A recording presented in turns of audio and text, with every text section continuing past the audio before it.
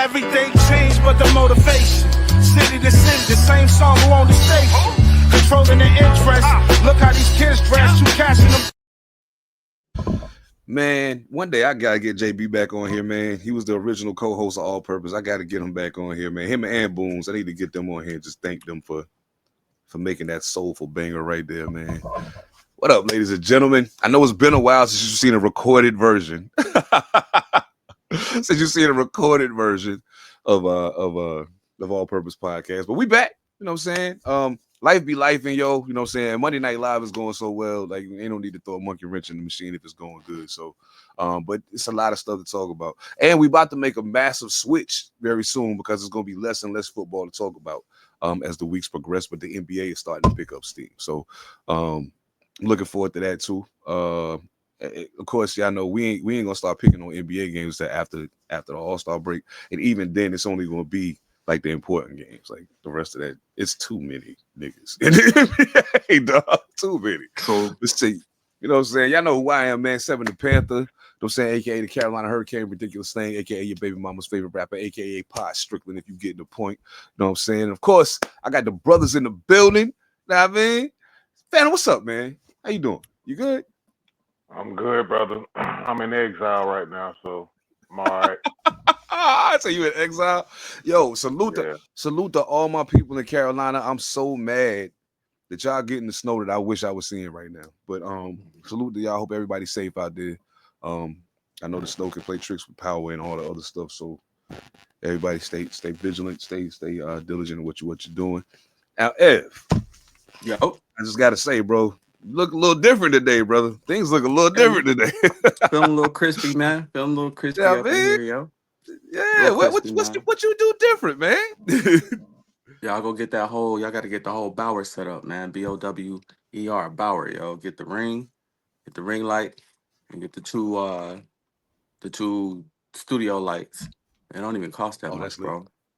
Come with two condenser mics and a soundboard.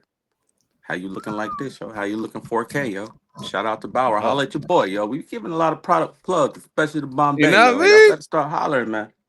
Bombay, Bower, all the bees. Y'all need to come get at us, dog. Y'all need to come get at us. Come get at us. Oh man. Now, before we get to football, because I mean the playoffs are starting this weekend. Coming, baby. I'm super excited right now. Even without my team being involved in the festivity, like none of our teams are in the playoffs. So this is a we love football. That's why we're excited about the playoffs here.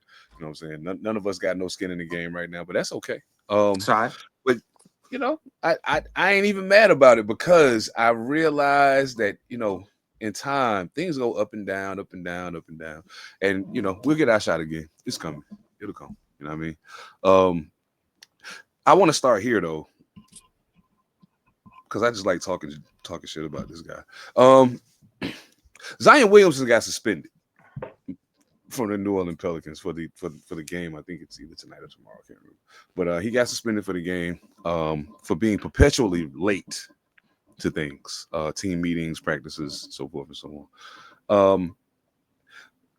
Children, anyone who's a part of the youth that's watching this, do me a favor. Don't be Zion Williamson. Don't be Zion Williamson. Zion Williamson is very talented, extremely talented. However, the problem is he has no work ethic. He's absolutely lazy. He doesn't want it the way someone who's in the position he's in should want it. And he's only 25 years old. So like at this juncture, you would think that it would be getting better. Like you've been in the NBA for what is this? Year 5? 4 or 5? What is it? 5. Like when are you going to figure it out? At what point does it become clear to you that this is your job now? You know what I'm saying? This is what they pay you to do. It's not, you're not at Duke no more, even though I'm pretty sure you was getting paid to do it there too. But you know, I was a college athlete. I know, nigga, shit. Yeah, and I was at Winston-Salem State, so I know at Duke is going there. But anyway, you feel me? So I mean, how do y'all feel about Zion, man? Like I know he's you know, could have potentially been considered a generational talent at a point, if he ever developed the jump shot. But yeah, what y'all think, man? Too much hype, bro. Same thing we're talking about. This entire first season, man. We've been saying that it's too much hype, too quick, too fast. You building them up too fast. You putting too many stories and agendas behind them too fast. These are kids. These are kids. They don't know. Most of them, a lot of them, come from households where they didn't have a dad. They didn't have a Pat Surtain Sr. to guide you into, a LeVar Ball, somebody like that to guide you into how it's supposed to be. So, Word. you have a 1 in a million like LeBron with no pops who turns into LeBron, and then you got a Zion Williamson who we don't see a man around him in his life. And that's why Black fathers are so important. You know what I'm saying? If you're a father out there, you got kids, get in your kid life, yo. Because even if they got talent like this, you can see them waste it because nobody is there in his ear like Shaq Daddy. Word, Shaq Daddy. He gave him all praises. Sarge made him who he is. So I think Zion is just a product of what we've been saying all year, man. Too much, too soon. Too soon. If I got $90 million, $100 million of sneaker endorsement, I'm worth $200 million at 20 years old. Walking in the door, exactly. Come on, bro. What you think? Yo, Zion Williamson, Caleb Williams, y'all need to sit down somewhere and have a conversation. My bad. Phantom, go ahead. My bad. Breaking news before I even get to that. Texas just fumble return all the way. It was on the goal line, fourth and goal. Texas fumbled, and they took it to the house. It's 27-14. Ohio State. There it is. There it I had to is. get that breaking news in. When y'all see me move, you see me being quiet for a second. I'm listening, but I'm that Ohio State defense. Remember what I said about that Ohio State defense? Oh, they tough. So just want to get that out of the way real quick while we're shooting this. So I will say, after seeing Ohio State's defense, I ain't even mad we lost. I ain't mad at all. I get it. I understand. Oh, you don't get off the hook for that. We ain't gonna go out. Oh no, we already had that conversation. I already told you. I'm cool. I'm cool with the Big Ten championship. We'll get our shot. I ain't worried about it. I don't see nobody beating Ohio State. It just ain't gonna happen. See, Zion Williamson point is everything y'all said. I don't. Yeah, too much too soon. Does he really want it? Does he want to be in New Orleans? To be quite honest, I don't feel that too. I don't think so. I know he like being there for the food. The boy ain't did nothing but put on weight. Woo! That part. Too much outside distractions. Those play a part. And like, who's the elder statesman in that team is what? CJ McCollum. So right, and that matters. That matters. That matters a lot. And you got to think, CJ McCollum is the elder statesman, but he came up in the game with Dame. You know what I'm saying? They came through the pipeline together in Portland. So like, the way he carried being an older player on that roster is not going to be the same as how like Charles Oakley carried it when he went to Chicago or when he went to New York or whatever the case may be. You know what I'm saying? When you got an older player to go somewhere, you can see them being a calming presence and kind of guiding. When you see somebody moved it, like when I watched San Antonio play this year, I'm very aware that Chris Paul's on the team. I get it. I can see the difference that makes. I see it. You don't have to. Chris Paul don't have to average 20 points and 15 assists a game for me to see the impact that he's having on that team. So yeah, I would hope that. I mean, because when you think about it, Zion is down there with Bi, and Bi is another one that I feel like Bi, unlike Zion, I think Bi cares. Bi wants to play basketball.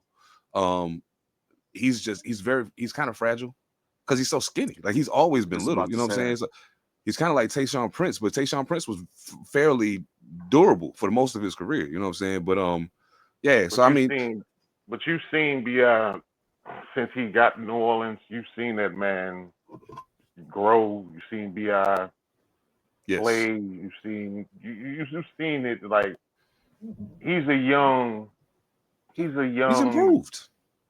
You wouldn't. I don't know if he can say he can carry a team. But he damn sure getting better, good enough to what he thinking. And I'm like, oh, shit, hell, let's see what he can do. He a Jason Tatum, man. He just don't have Jason Tatum body. Yeah. And he don't got the three Jason. He don't got the long range jumper that Jason Tatum got. But mid range to the goal. Oh yeah, he got the KD. right He got there. the KD game. He got the KD That game, but he got the body of Jason Tatum. He just hasn't filled out yet. I just want to know who the nutritionist and the training staff for that team and that organization. What are y'all doing? Yeah. Y'all got two generational talents on your team. One is too thin, and the other one's too big. So yeah, put it together. Get it together, baby. B.I. put on a little weight since he left LA. A little. He's not as small as he was when he left the Lakers, but the other part that we should probably keep in mind here, and this is the part that makes New Orleans scary if they ever get their shit together. Brandon Ingram's only 27 years old. Mm-hmm. Zion Williams was 25 years old. Like, yep. So let's think about something. You got a 25 and a 27-year-old who together, with the right pieces around them, probably could carry your team to a championship. For sure. With the right pieces around them. The only thing you need to make sure you have with them, and this is the one thing that I'll say with San Antonio was super smart. You go get a Chris Paul who could show these boys, hey, I need you right there. When this happens, you need to be right. If you're right there, I'm going to get it to you. And you're going to score every time. I just need you right there. Stop doing all this dumb shit you're doing. No, right there. You know what I'm saying? Mm-hmm. Like, I love old school point guards. But B.I. is rumors of B.I. being on the trade block, possibly wanting out, and possibly wanting a deal in here somewhere. Yeah. So that's why they trying to trade him, though, because he won his money. Mm-hmm. I wouldn't mind against him. I'm not New York. We'll take him. I'm not opposed to getting him in San Antonio. Come back home, B.I. Yeah, we'll take him. Come back home. Come back home, B.I. Come to New York. Come back home. No. Come back home. Come back home. We need you. Come back home. We need you. New York don't need Brandon Ingram. Brandon Ingram going to New York would just be a cheat code at this point. San Antonio can use Brandon Ingram. Y'all don't need him. I'll tell you this.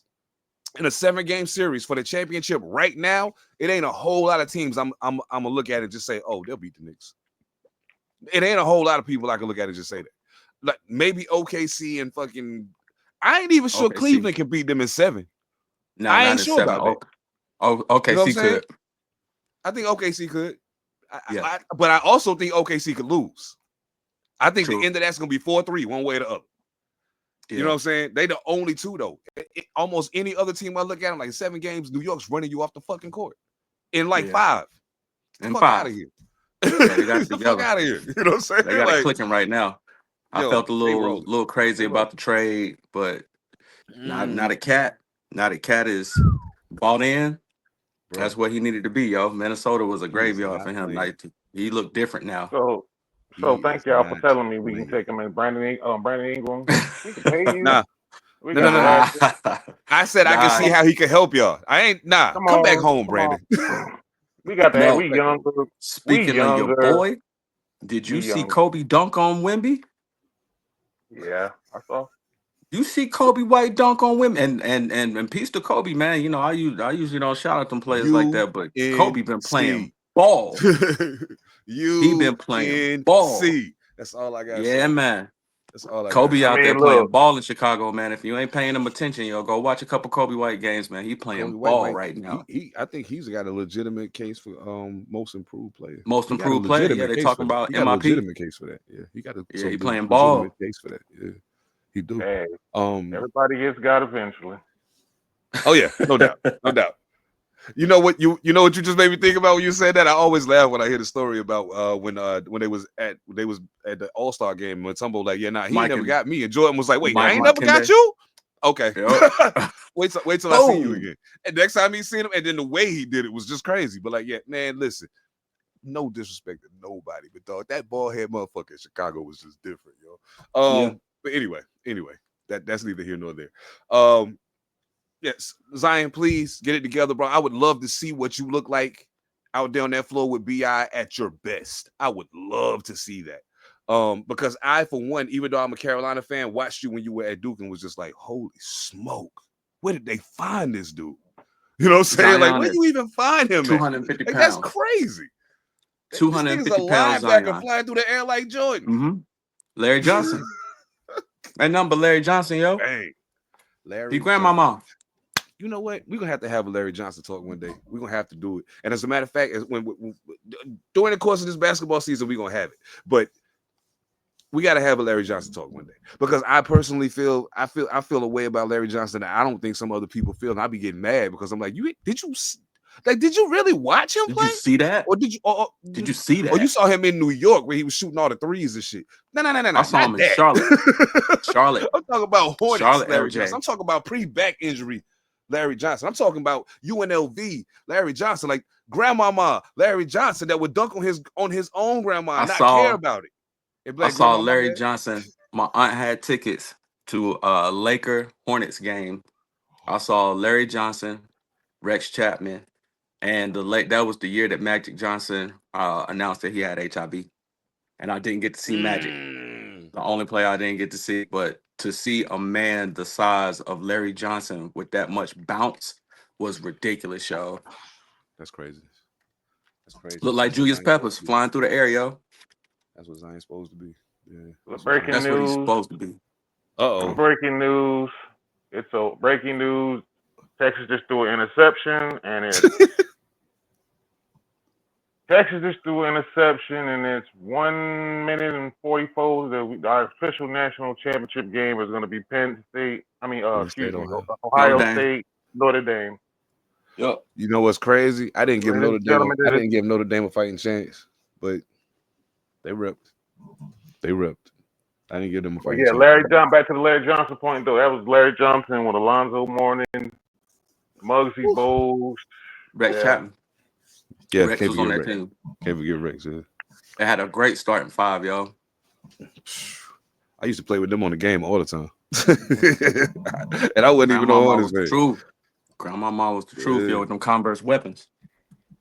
Hey, okay, so y'all got a legacy of well, not necessarily a legacy, but like since the 90s through up until Timmy retired, San Antonio has had y'all big men ain't been nothing to play with. You know what I'm saying? Like, even your backups were quality players. You know what I'm saying? Even if they weren't stars, they knew how they wanted to build the team, and they made sure they did it the right way. So let me ask you this: being that you watched your team play that kind of ball for a long period of time, I think Kawhi may have been the beginning of the transition out of that. How do you personally see the transition of the 4 and the 5 now? And do you think at any point either of those positions will make any kind of transition back to kind of more implementation some of what it used to be? What you say? Because we had a 4 and nobody. So I don't think it'll ever go back. I don't think it'll completely go back to the. What about you the other day when I was watching the game? When I saw that, I don't think it'll ever go back to the way it was. Right. But for some reason, I feel like shit moves in cycles in sports sometimes. Mm-hmm. Like the devaluing of running backs. This is true. And then not the devaluing of running backs, but we still ain't gonna pay them. The big stretch 4, stretch 5 big men. The big men that was dominant to the stretch 4, stretch 5s, that type of deal. Because I don't think, because they're coming out too skilled, and the Steph Curry and all this 3-point shooting and all this stuff. Now,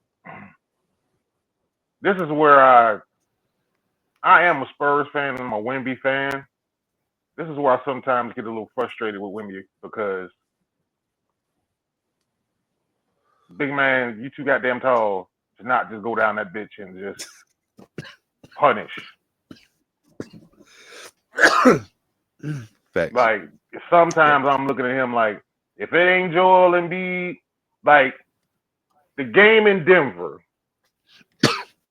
Oh man, I know which when game him and Jokic put the game in Denver this year when him and Jokic, like, and it was just with Jokic in his own subtle way was just like teaching him. You ain't got here yet, Holmes. He was teaching him. Yeah, you ain't ready. Yeah, you ain't got here yet. Yep, you almost did. And Jokic just subtly, Jokic okay, we can take the athleticism part out of it for a minute. He the most fundamentally sound big man in the game, yo. But Jokic just literally did everything he could do, except he ain't an athlete and it's tall. He was just like, okay, cool. It was like a Serbian Tim Duncan. I was just about to say that. I was just about to say a Serbian Tim Duncan. Just was like, and I'm like, see Wemby? That right there? That's what you're supposed to do, right there. It does help that Jokic about 300 pounds though. That's a big man. He put the body on you. He put the body on you. He going to the cup. He about I don't know. I'm not even getting 300 because the man lost weight. He got to be about 270. Yeah, he can, but he can carry that frame. But yeah, but the fact that that was he's kind of old school. Old school. That was an old school young man. Well, even though Jokic ain't old, but that was like he got an old man game. He put that body on you. It's over. That was an old school ass. He ain't whoop Wemby's ass, but he whooped Wemby's ass. If that makes sense. I watched that game. It reminded me of going out and playing with my pops when I was young. If he put that body on you, it's a wrap. He going to the hole every single time. Wemby ain't figured that out yet. Wemby is tall enough that when somebody with that much frame come at him and try to back him down, he can let him go, let him lay it up and pin it up against the board. He's so tall. He just got to figure out how to use the body that he has, and it's coming. Or you can use Olajuwon and Shaq comparison a little bit if you want to use that one. You can use that one, but that's exactly that game. Because him and Giannis are two. The Milwaukee game, I was a little agitated. Wemby like, Wemby, what the fuck are you doing? Especially on some defensive plays, I'm like, all right, bro. So Giannis is like Giannis is a okay. So I'm kind of bugged out by the evolution of Giannis, to be honest with you. From what I saw when he first came to what he is right now, I'm kind of bugged out by it. And this is why. Because of his he was very skilled. He just wasn't very strong. You know what I'm saying? When he first came. So there was times where he was bringing the ball up the court even when he first came to the NBA. Like I was like, this motherfucker's almost 7 feet tall. You know what I'm saying? Like, why are you bringing the ball up? Because you can. Okay, I got it. No problem. Whatever. So as they were trying to figure out the best way to utilize him, and I watched his body change to match what they were trying to do with him. Had they kept him as a perimeter player, he would have had to work on his shot a whole lot. But he wouldn't be as big as he is now because there wouldn't be a need for it. But they turned him into what he is. And his athleticism and his speed allows him to do things that most other people that play his position can't do. Here's the thing with him and Wemby. The only thing that's going to keep them separate and keep Giannis over him for a bit is that Giannis is willing to punch you in the mouth to get to the basket. He don't care. Get the fuck out the way. You know who I am? You know what I'm saying? Until when Wemby get a little bit more of that in him, he's going to be absolutely impossible to stop. Impossible to stop. You know, the only person who going to have the fight, dog, we already see it. We done already spoke on it. There's a legendary big man battle for this next generation to enjoy. Now, it's going to be a little different than our big man battles because they can shoot threes and all the other shit. Chet and Wemby, y'all better enjoy this shit, y'all. I'm telling you, enjoy it because it's going to be a minute before you see it again after this. So enjoy it. You're right. Shit goes in cycles. Think about, okay, at a point, the point guard was the man. That's when you get the because when you get a Steve Nash, you got a Jason Kidd, and you got all of these people present, you have to bring people in to match what they're doing. In order to beat their team, you have to control them.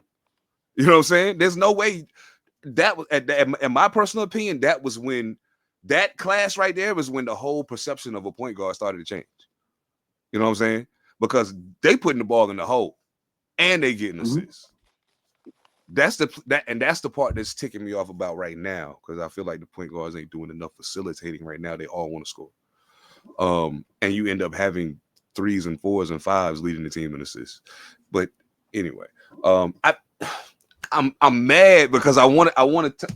So I enjoyed the triplets game. I got another one that I want to do. And what I'm gonna do though, I'm gonna wait till after the play. We'll wait till after the Super Bowl to do it. But I got a blind draft game that I want to play with y'all. I got 5 players at each position on the court. I'm gonna give you their stats. You pick them. I tell you who your starting 5 is. But ain't none of these people like none of these niggas is Hall of Famers or none of that. You know what I'm saying? But and it's players who may have had a bang out one season. Yeah, and that's all they did. You know what I'm saying? You never know. So I'm gonna just tell you the numbers, and we're gonna go from that. But ladies and gentlemen, as a matter of fact, those of y'all that's watching, I'm gonna put it up on the socials. If y'all want to participate, we'll do the same thing. Boom, boom, boom. We'll put it out there. You get an opportunity to see. I'll put it up online. You can make your picks there. You know what I'm saying? And then we'll all find out that night who got who. You know what I'm saying? So yeah.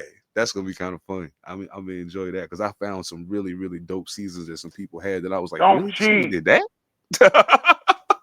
He did that? You said don't cheat? Don't cheat. Oh, you talking about the people? Talking about Googling shit? Yeah, don't be Googling this shit. Just pick. Don't be Googling this shit. I know you're gonna be compelled to cheat and be like, damn, who's who and what the hell? Yeah, don't cheat. Yeah. It's way more fun if you don't do it that way. It's way more fun if you don't do it that way. Yeah. If you just play it straight up, it's going to be hella fun because it was just me looking them up and putting it together I was like, yo, I was having a blast. Matter of fact, you know what? I wish there was a way for me to type on the screen. Oh my God, we could do this shit right the fuck now. But it might be. And I'm going to be looking at that while we continue to talk. But but yeah, you know what I'm saying? I'm looking forward to doing that, man.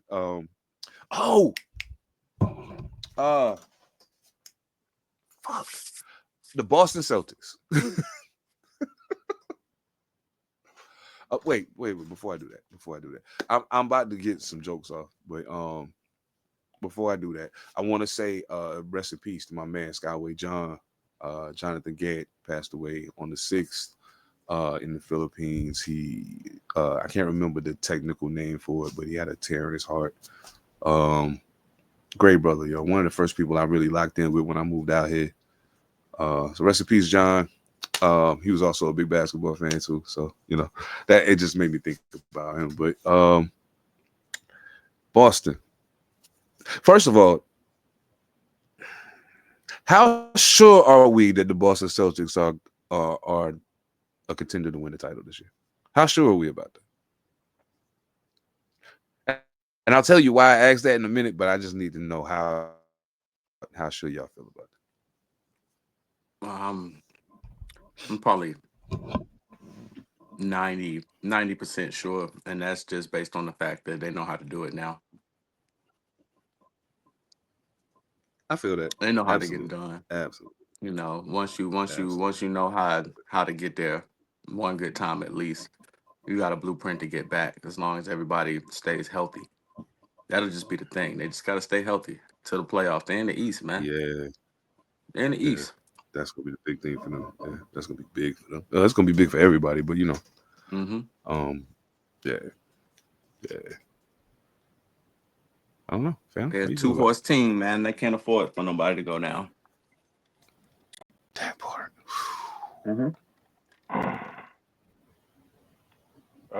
Shit.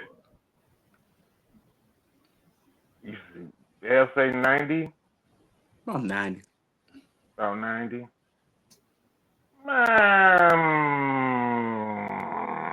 About 65 to 70. I feel it. Okay. That's probably. I'm probably New York. You got New I'm York. probably on a little closer to that. I'm probably a little closer to that. Yeah. I think if they play 7 right now, I think New York would beat them. If they play it right now, I think New York would beat them. New York ain't the team I'm even thinking about. Oh, Philly? Oh, hell no. No. Philly's. I'm actually thinking about OKC. Philly gonna shoot they so. OKC. Oh, I feel it. Okay, so I'll say this. As far since we talking Boston right now, let's just say the East. We ain't gonna say win the title. Well, let's say come. How sure are we that they're gonna come out the East? You still with the 90, right? I'm still with the 90 because I don't. Okay. OKC young, yeah, they got the talent, but damn near matchup for matchup. Boston got somebody for him. The Celtics got somebody for him. The way they constructed right we're just now talking about East. in the East. Okay, in the East, I'll raise mine up if we're just saying the East. I guess here's my one thing with New York. That's what I based mine on, was just being in the East, coming out the East. My one thing with New York is Tibbs. Love him. Tibbs is my one reason. He runs players into the ground, bro. How are they going to feel when they get to the playoffs? Tibbs is my only reason why I'm like, Tibbs. His rotations suck, man. He don't play enough players. It would be never has. It would be smart of him to do. And see, this is something that I think I've noticed. And I like it when I see a coach do it because I understand why they're doing it. When you get up 20 points, you know what I'm saying, and it's the fourth quarter, and you have a reasonable suspicion that this team ain't gonna come back. Hey, get up, go play. You too, because they're still trying to win, so you still getting quality reps here. Fight back. I want to see what you got, because when we get there, I might need you to do it. Yep. Because with as much as I play these guys, they very well could get hurt.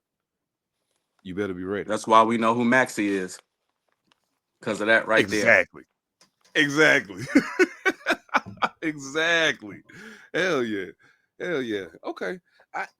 Me personally, okay, as far as coming out the East, I'll give them I'm gonna probably go I'm gonna probably go 50. Okay. But I'll tell you why. This is something that I noticed when I watched the Boston Celtics play. They shoot way too many three-pointers. Way too many three-pointers. And at a point when they're cold from three-point range, they're not a strong enough rebounding team to beat a really good team if they're missing. You know what I'm saying? Now, Porzingis' health is always a crapshoot. You never know. He could be upright today, score 45 points, and then tomorrow this motherfucker can't get out of bed.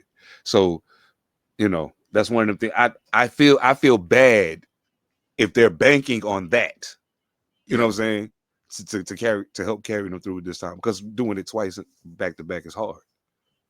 You know what I'm saying? I don't see the Celtics beating the Knicks in 7 games. I don't necessarily see them beating the Bucks in 7 games, but because I think the Bucks slow the game down so much. If you start missing those threes that aren't rebounding, the game's not moving fast enough for you to generate enough points to win. You know what I'm saying? I don't think the Pacers are a real threat. The Magic, they've lost enough pieces that I don't. You know, it was fun while it lasted. Try again next year. It's cool. Try again next year. But y'all are still a but the first 4, Cleveland, Boston, the Knicks, and the Bucks. Yeah. So I mean, when I look at Boston, I don't think I'm scared of them. If I'm anybody in that top group of the East, I ain't scared of y'all. Yeah, I know, because I know if I punch you in the face, or if I make you have to walk that shit up the court, and you keep trying to shoot these 3-pointers that you're not making. I think Boston playing chicken, bro. I think they playing chicken. It's just the regular season. They know they in the East. They're gonna win enough games to make the playoffs. They're playing chicken right now. And it's gonna tighten up once they get to the playoffs. And their half-court game is formidable. You know, you got 2 of the same player out there flying around. Jason Tatum rebound, and he can put it back in the hole, and he shoot a high percentage from the line. So once the game tightens up, it changes. It's going to change. They need somebody that's going to run them up and down the floor, and the only team I can see doing that is maybe New York. Who guards Cat? That's hard to do for 7 games, though. Who guards Cat? Porzingis. Like I said, who guards Cat? Kristaps. Porzingis. I said, who guards Cat? Derek White. Y'all act like Kristaps Porzingis is fucking. He ain't Wemby. Derek White. You know how to play defense when he's healthy. He knows how to play defense in the hole. And Throw a body at him. You gonna bank that Porzingis is gonna stop Cat? You gonna Throw bank a body at him. Throw a body at him. Throw him, Derek White at him.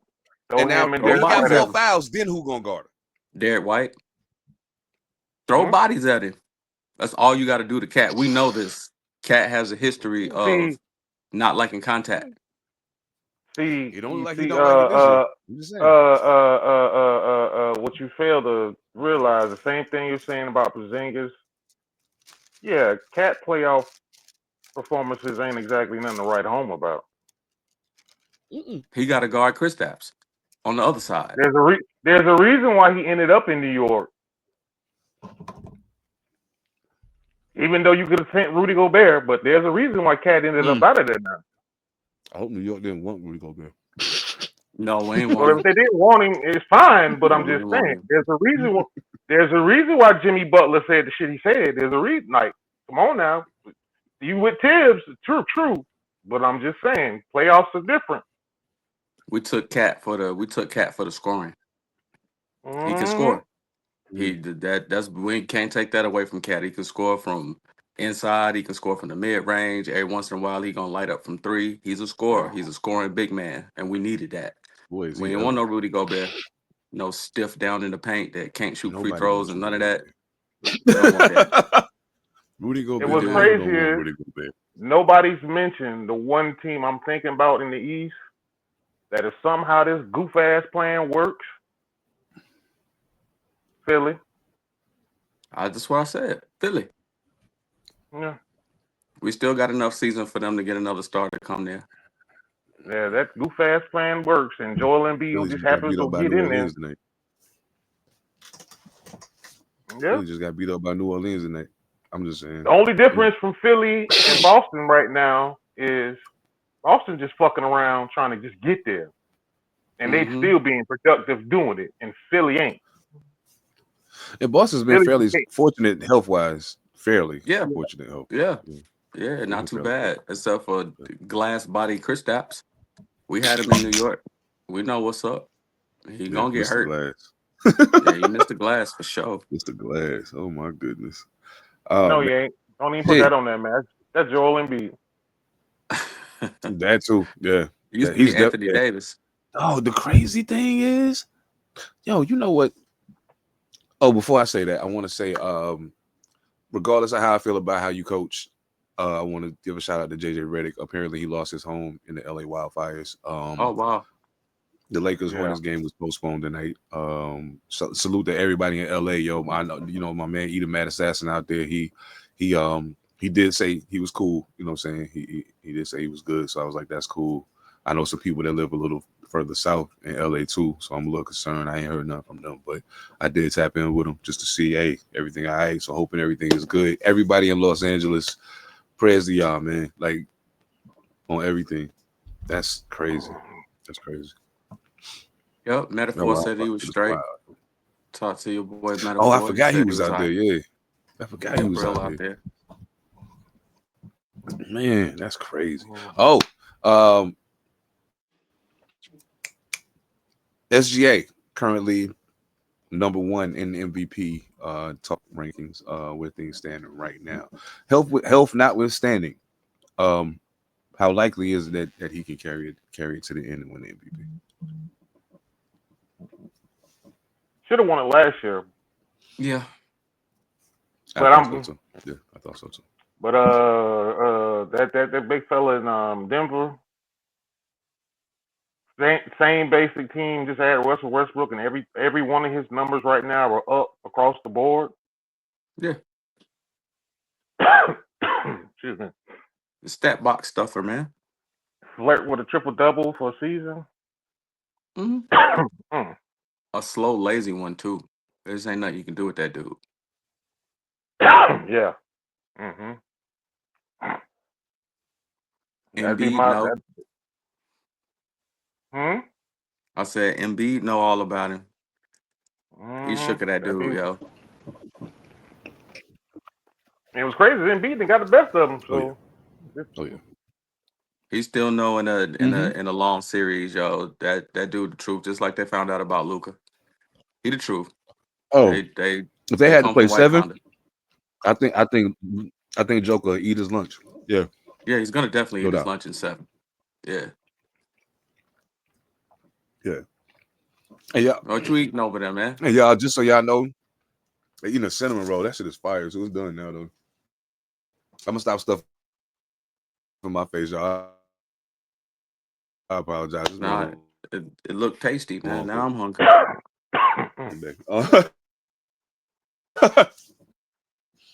Oh man. Where now? Do you foresee being traded?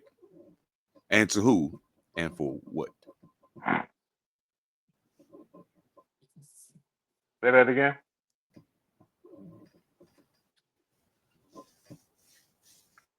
Repeat that. Junction before the deadline gets here is going to be traded. No, I said at some point we know Jimmy before the deadline. At some point, Jimmy Butler is going to be traded. It's going to happen. At this juncture, there's no point in keeping him there. So I see that happening. But I mean, who else do you think is more likely than not to get moved, and to where, you think?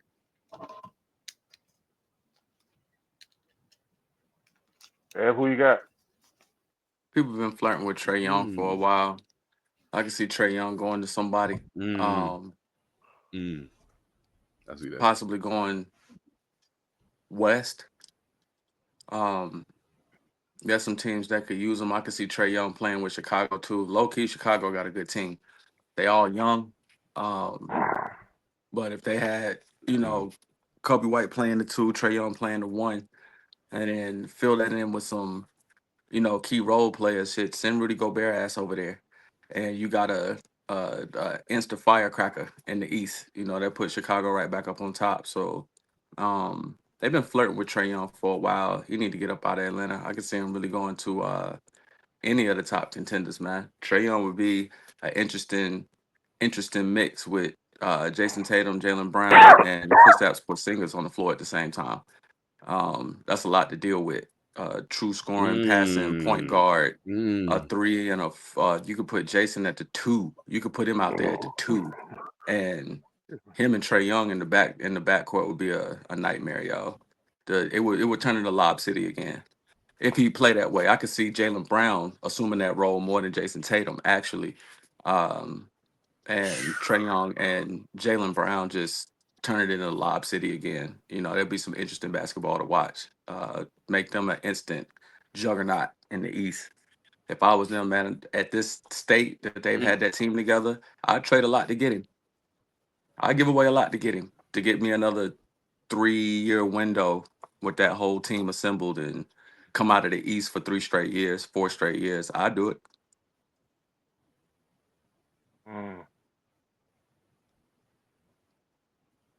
I'm still sticking with man. I somehow just got fixated on this whole Brandon Ingram thing because somehow or another,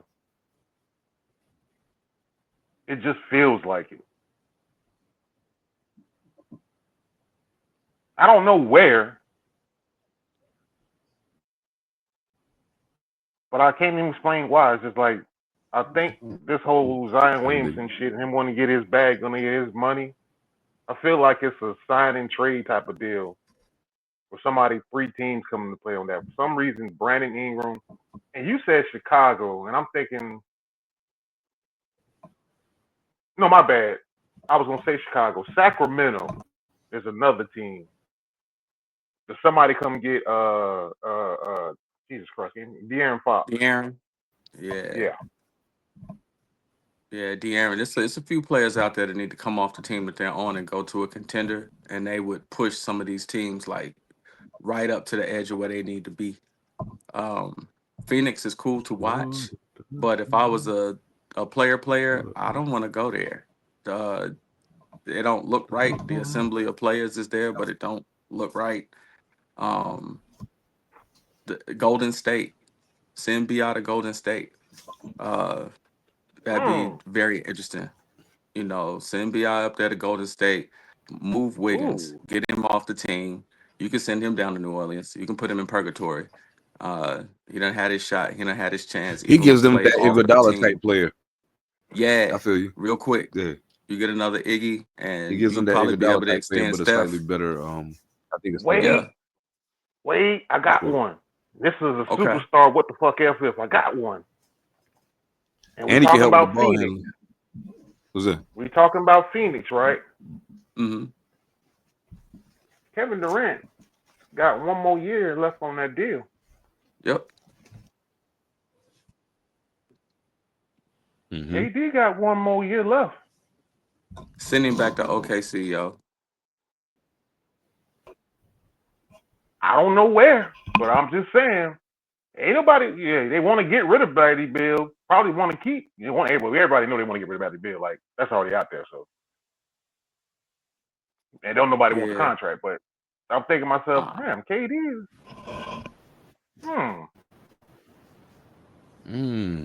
KD. I mean, I ain't even gonna do it. Send him to Dallas, yo. KD, oh hell Luka, no. and Kyrie on the court at the same time. Oh hell no. And they got Klay Thompson with Klay Thompson. Okay. You could do Kyrie, Luka, Klay Thompson. You could play KD at the 4 technically Play in him at that the 4. lineup. You know what I'm saying? Play him at the 4. Let him go down there and shoot over top of people and all game. the way the game's set up now, that lineup perfect. It'd be a Oh great team. wait. Since you're gonna say a Texas team, Jesus, and you know what I'm gonna say? Hell, KD, bring your ass on down. Yeah, the 2 Slim Towers. Yeah. Oh hell no, we ain't playing KD and Wemby on the same team. That's out of here. Nah. No way, Jose. Nah, that's not even that's not that even fair, happening. bro. Hell no. Turning to That David is not Robinson happening, and brother. Timmy again. No way. Because San Antonio did look crazy when they had Robinson and Duncan on the floor at the same time. That wasn't even right. Yeah, we got the assets. You ain't got to talk to the media. You ain't got to talk to the media. And by the way, yeah, you know Chris Paul. Yeah, we know who the pit bull is. So you cool, bro. You just come on down now. Oh. But KD was just.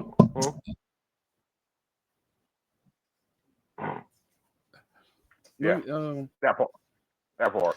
What y'all think about the job JJ Redick is doing in LA? JJ Redick ain't coaching that team. We know who's coaching that team.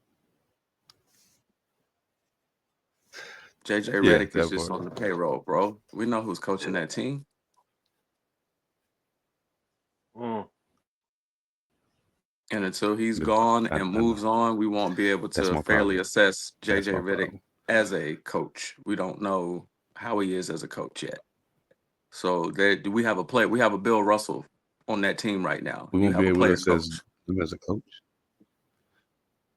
TBD. You can't. Not yet. Until Bron gone. Once Bron is gone, then we'll know what kind of coach Redick will be. That part. Yeah. TBD.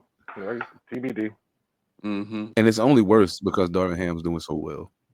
It's only worse because Darvin Ham's doing so well.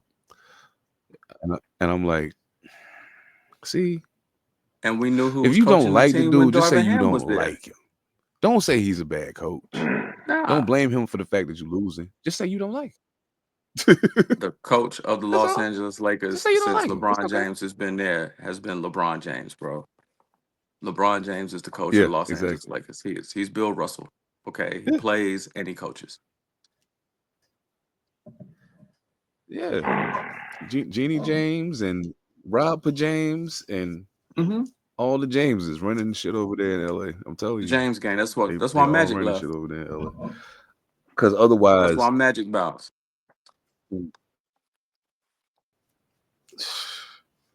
That's why a lot of if you look in the last couple of years, has been the least amount of former Lakers that I've seen around the team. You know what I'm saying? Like normally you see throughout the course of the season, you'll look and it'll be old Lakers there. You know what I'm saying? I've seen a lot less of it the last couple of years. You know what I'm saying? And I think a lot of people are, and that's a respect thing on some dog. I see what's happening. I don't like this shit, but I'm not gonna say nothing. Like it's cool. Do what you're doing. Like I get it, but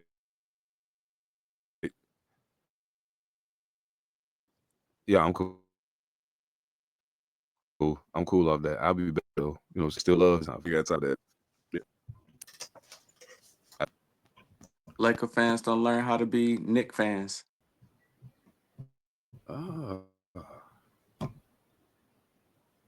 Shots fired. Okay. Oh, that's way better. Okay, yeah, no doubt. Yeah, you know, Laker fans just learn 12, how to be Knick fans, that yo. That's Pac-12 all. internet over there. Got that Pac-12 internet. Oh, word. That's what we're doing. Pac-12. Hey man, look, you can talk about the Pac-12 all you want to. We won the Big Ten championship this year, not the Pac-12. But anyway, just saying. Just wanted to put that out there. But since we talk about coaches, Antonio Pierce, thank you, man. You tried. And I think I see what you were getting ready to try to do. Unfortunately, they didn't give you an opportunity to do it. We all know this shit is a business as much as it's a game. In the grand scheme of things, though, I don't feel like Antonio Pierce got a fair shake out of this situation. Now, the only things that point towards me being wrong in that, other than the record, obviously, the poor handling of the quarterback situation, which is not all on him. You know what I'm saying? As far as the way it came to be what it was, but then the handling of it after that was a little sloppy, a little clumsy.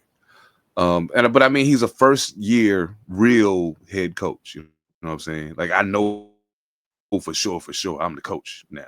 This is first run. You know what I'm saying? Really, it's gonna be some mistakes involved in that. You know what I mean? But yeah, the quarterback situation was handled poorly. The Devontae Adams situation was handled poorly. It was just too many times where the team didn't look like they were as interested in winning the game as they should have been. You know what I'm saying? So it was a lot of business decisions being made on the field. A lot of them. So, yeah, I don't know what that's a consequence of. I'm not real sure, like, because Antonio Pierce is not a very rah dude in a sense. You know what I'm saying? He get hyped. He was a linebacker. I mean, he can't help himself. But as far as what's happening behind the curtain over there in Vegas, we don't know. You know what I'm saying? It's a lot less information coming out of that than from some other places. You know what I mean? Well, they fired the GM too, so yeah, they did that today or yesterday. So yeah. So I mean, yeah, between the two of them,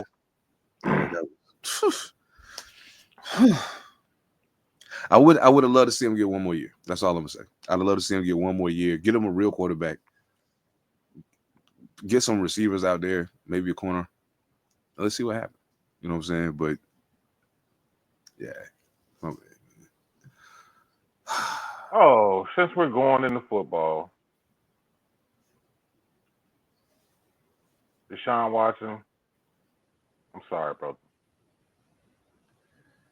I'm sorry. No, I ain't got to watch you try to play football again this year. Oh. No, I am.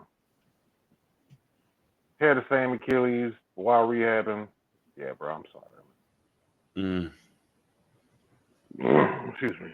Yeah, brother. Hey. Yeah. Sorry about that, brother. That's tough. Yeah. I mean, I hate it for him, man. That's tough. That's, okay, I made a joke. I mean, I really am glad I'm not going to have to watch him play football. I'm actually kind of glad about that. But, like, I would have loved for you to get healthy to maybe prove me wrong. Cool. Yeah, that sucks, man. Injuries are never good, you know what I'm saying? But, like, that's the Achilles is a motherfucker, man. Like, that's.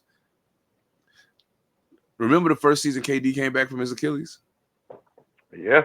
And what it looked like? I mean, he wasn't like. I think he's probably looked the best that I've seen somebody coming off of Achilles the first year they back off of it. You know what I'm saying? He's proven to be the anomaly. Yeah, absolutely. Absolutely. He's like the Adrian Peterson anomaly. We gotta have a conversation about him one day too, because I'm about to say something that's gonna piss people off, and I'm sorry. It's gonna piss people off, and I'm sorry. I probably don't got AP as high on my running back list as y'all think I should, but we'll talk about why at another time. Okay.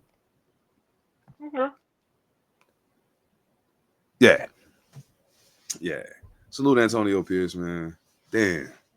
Salute to you too, Deshaun Watson. I'm pretty sure. Fucked up as it sounds, I'm pretty sure the Cleveland Browns fans are probably like, whew. That's that motherfucker. And there are some too. Yeah, that's real shit. I know the organization like, fuck, we paid them all. We got guaranteed money. He will be the one to be like, yeah, we ain't doing that shit no more. Yeah, we ain't doing that shit no more. That situation is ugly, bro. That situation is ugly, and I feel bad for I really feel bad for the Browns and for Deshaun Watson in this situation, because I honestly feel like Deshaun Watson felt like he was still Deshaun Watson. You know what I'm saying? He was like, I'm about to go in there, I'm about to get it in, and I can only imagine that, first game, okay, I'm a little rusty. Second game, that whole little first half of a season that he played, I'm shaking it off. I'll be fine, no worries. You know what I'm saying? I got a little injury too, but we ain't gonna tell nobody that. We just gonna try to play through it. Okay, rehabbed, I'm better. Let's get to it. Year 2, let's go. Nah. Nah. It didn't work out like that. So yeah, man, I feel bad for him for not. I hate that he came to Cleveland with that much of a. Hey, you got your bag, bro. Salute to that. You got your bag, but damn, like, you really wanted to play well, and it's a part of me that was always going to believe that you wanted to play well. It's just not happening. You're just not the same. You're not the same player no more. And I think that, unfortunately, some of the off-field things distracted you from doing the things you needed to do to stay at the level that you needed to be at. Had you played that season that you missed in Houston, who knows? Maybe you don't ever lose your rhythm. We still see the same Deshaun Watson, and then the trade just happens. And you still get your bag, but you've been playing this whole time. And you've been playing like you. You know what I mean? Like, so, I don't know, man. Cleveland, call Minnesota.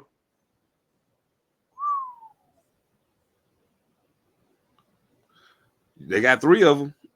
You can get Minnesota. One. They got 3 of them. You can get one. Call Minnesota. Yeah, they got 3 of them. You can get one.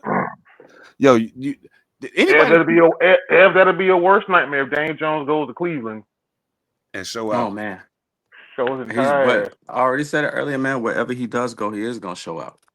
Thanks. Wherever you go, he got enough NFL experience now that if he gets somewhere where it's stable and he got some pieces to throw to, he's not a bad quarterback. He just wasn't a good one in New York.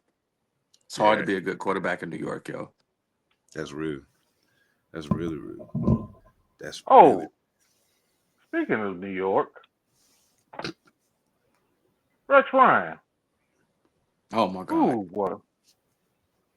They interviewed him 2 days ago? 3 days ago?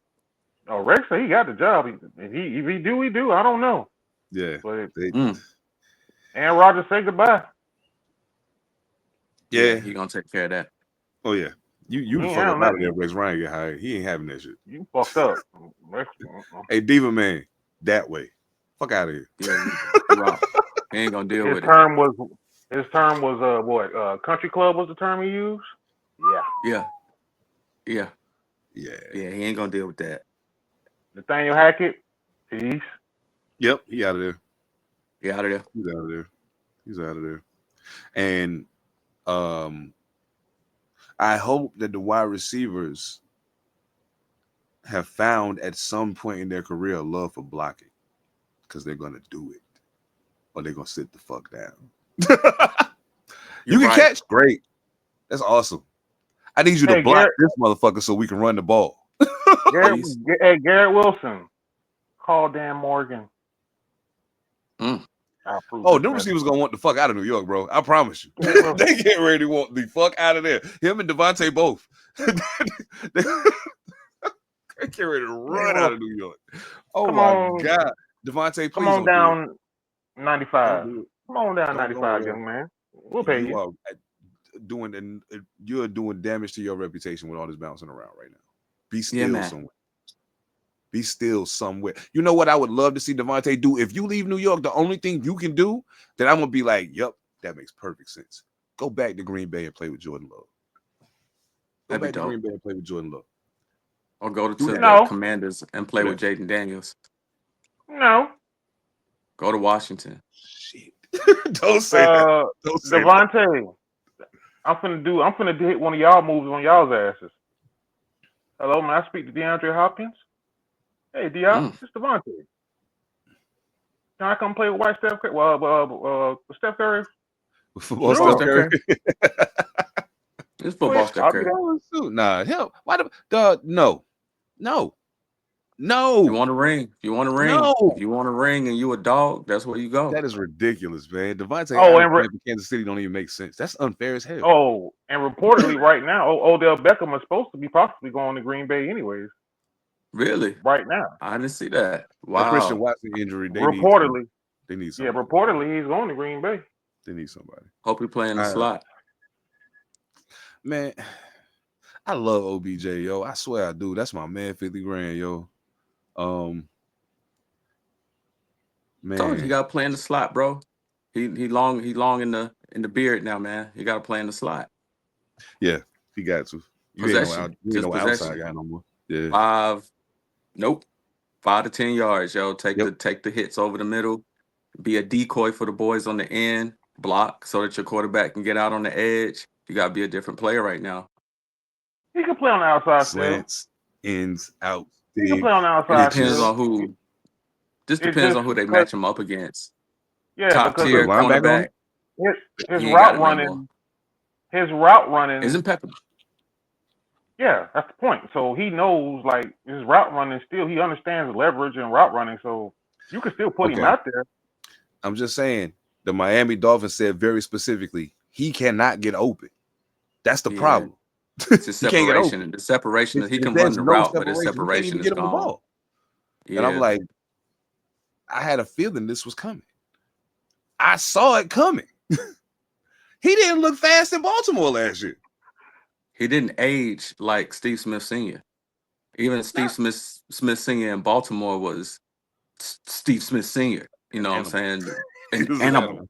You know what I'm saying? He just didn't age that well. But Baltimore, Odell was coming off the injury from the Super Bowl. So True that. Yeah. True that. That was kind of so. He kind of had 2 injury-plagued years-ish in here, and that's what I'm worried about. If you put him on your team in the playoffs, the only way I see you playing him out, the only way I see you being playing him on the outside, on the exterior, is you utilize that route running to draw stuff away to get other people open. It's not necessarily for you to take advantage of him doing, because even with your impeccable route running, at a point it catches up with you. If you can't move the same way, at a point it catches up with you. They have to start designing ways for you to get open. And at this point, it's too late to do that. Like, we about to go into the playoffs, dog. You would have to find a way to fit and work in the offense we already run. You know what I'm saying? We may come up with a play in practice that works to your strength that we think we can utilize in the game to help us. But other than that, nah. You just got to come in here and do what we do and find a way to fit into that. So yeah, I mean, I don't know, man. I think regardless, this should be it for him. If Green Bay is to be relieved, and that's finalized and falls through, Matt LaFleur can figure out a way.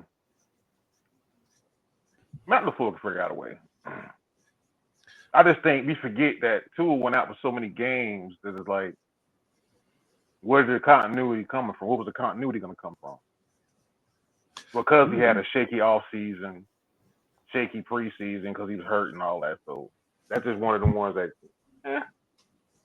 Yeah, I mean, I don't doubt that he can contribute something. You know what I'm saying? It's just, but I mean, if you look around though, I mean, I mean, other than I'm gonna say it a million fucking times till somebody hear me. The only reason you sign Odell Beckham Jr. instead of Hunter Renfrow is because he's been playing and Hunter hasn't. That's the only reason you signed him instead. That's the only reason. Do we talk about route running? He's good at that too. And he ain't slow for a white boy. So, yeah. But at some point in time, we got to look I up. see Odell being helpful to Green Bay in this way. He's immediately the eldest wide receiver on the team. Immediately, the most experienced He's receiver. the oldest player damn near on the team. Exactly, just about. So now when you get into those scenarios like they were in the playoffs last year, where the receivers weren't getting open because they don't know, this is the playoffs, it's a different situation. I should break this route right here because he's on my ass. Let me break this right here. Odell Beckham knows how to do that. You know what I'm saying? He knows when, and he can start telling them, hey, when you do this, because we're gonna run it again. When you do that, if he on you like that, do this. You'll be wide open. I promise. I'll tell you another scenario that speaks to that, exactly to that, is watching what Detroit did to Minnesota last week. JJ couldn't get off. You know, he couldn't get open. He was too much attention on him. They tried him in the middle. They tried him on the edge. They tried throwing something quick in a screen to get to him. You just couldn't get him the ball because he was the focal point. If you put somebody like OBJ on that team, it turns into what the Rams had the year that they won the championship. You got somebody that you have to pay attention to, whether he's lost a step, can't run, can't catch, whatever it is, it don't matter. You got to pay attention to him, and then you have a freak on the other side of the field. Now he can do something. And if for nothing else, being a knowledgeable OG decoy on the team, somebody like Minnesota could use him too for the playoffs because they just got taught a lesson by the Rams. Blitz the hell out of Sam Darnold and bracket JJ, and you got a game.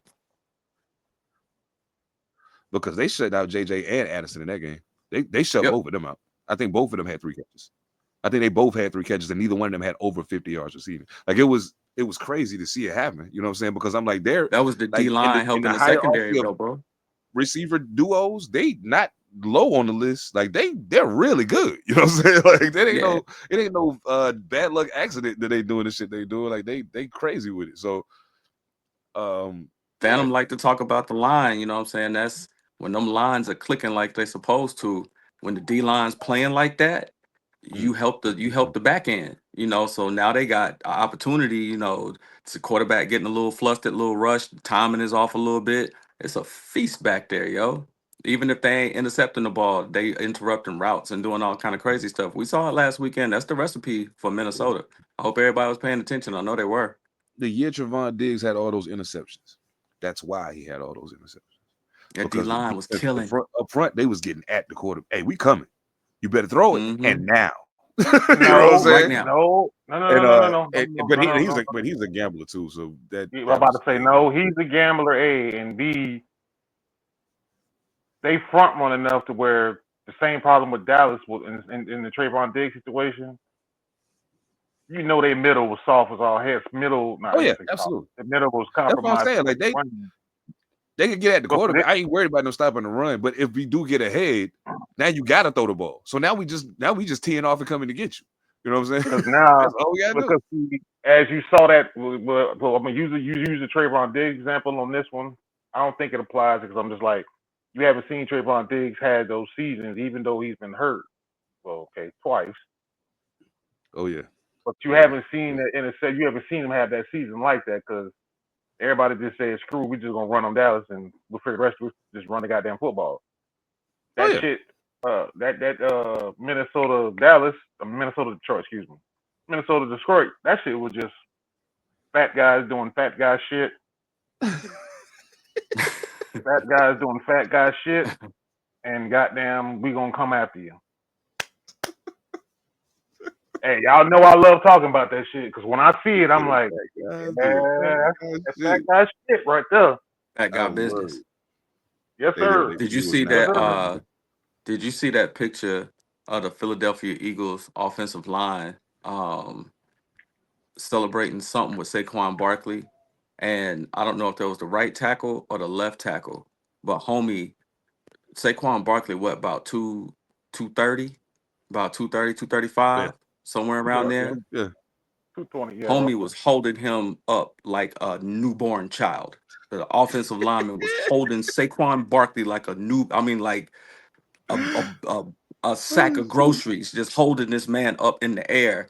And the caption on the picture was like, did you see that? And the caption was like, you all see these men celebrating, but you don't understand that man is holding up Saquon Barkley like a baby, and he wasn't struggling nothing, yo. That shows you you got to be crazy to think that you want to play in the NFL against some of them big uglies, yo. Facts. Yeah. I didn't see who it was, but if you're saying right tackle, my mind automatically goes to Lane Johnson, and I'm like, is it Lane Johnson? He's the right guard or right tackle. My mind just slipped off on that. Bro, it might not have been but him. go look that up. Look at that picture, yo. He's holding that man up effortlessly, yo. Yeah. Man, that is shit. Yeah. I love it. And you know the Pick fuck a grown that man up like a baby. I think that's the part that I think that's the thing that I never quite understood. If you watch the game and you pay close enough attention, you'll bear witness to the fact that everything that's happening and most of the things that you see happening to the positive on either side of the ball is happening because these guys right here did what they were supposed to do. You know what I'm saying? Mm-hmm. When you see a running back, it seems like, my God, how did he just run through there like and nobody touched him? Because all those guys right there did what they were supposed to do. All he did was follow. That's what a hole's supposed to be. They made the hole where it was supposed to be. Okay, cool. Bye. You know what I'm saying? Now I got to do my job. But I'd be like, yo, how you ain't see that? You know what I'm saying? Like, yo, how you missed? Yo, oh my God, the interception. Did you see the interception? But did you see how that spin move he put on him right here, right in the middle of the line and went right past him like he wasn't standing there? Did you see that? Yeah. And then he was in the quarterback's face like this, the reason why he threw that interception? You missed all of that. Because you just looking for the skinny fast guys. And I get it. I was one of them. I get it. That's why a person, we talk about Aaron Donald a lot. But it's like you talk about a person like Vince Wilfork for the Patriots. Yes. Think about what I just said. Vince Wilfork for the Patriots, for people who don't even realize it, when they talk about best college football teams, he was on that damn team.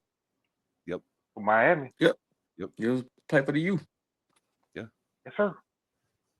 That big motherfucker could move his ass off. We'll have to have a Miami conversation one day too. Yeah. So Vince Wilfork. I was like a motherfucker like Vince Wilfork. You could just name some of them, and yes, I think Vince Wilfork should be in the Hall of Fame. I'm sorry. I'm gonna stand on that one.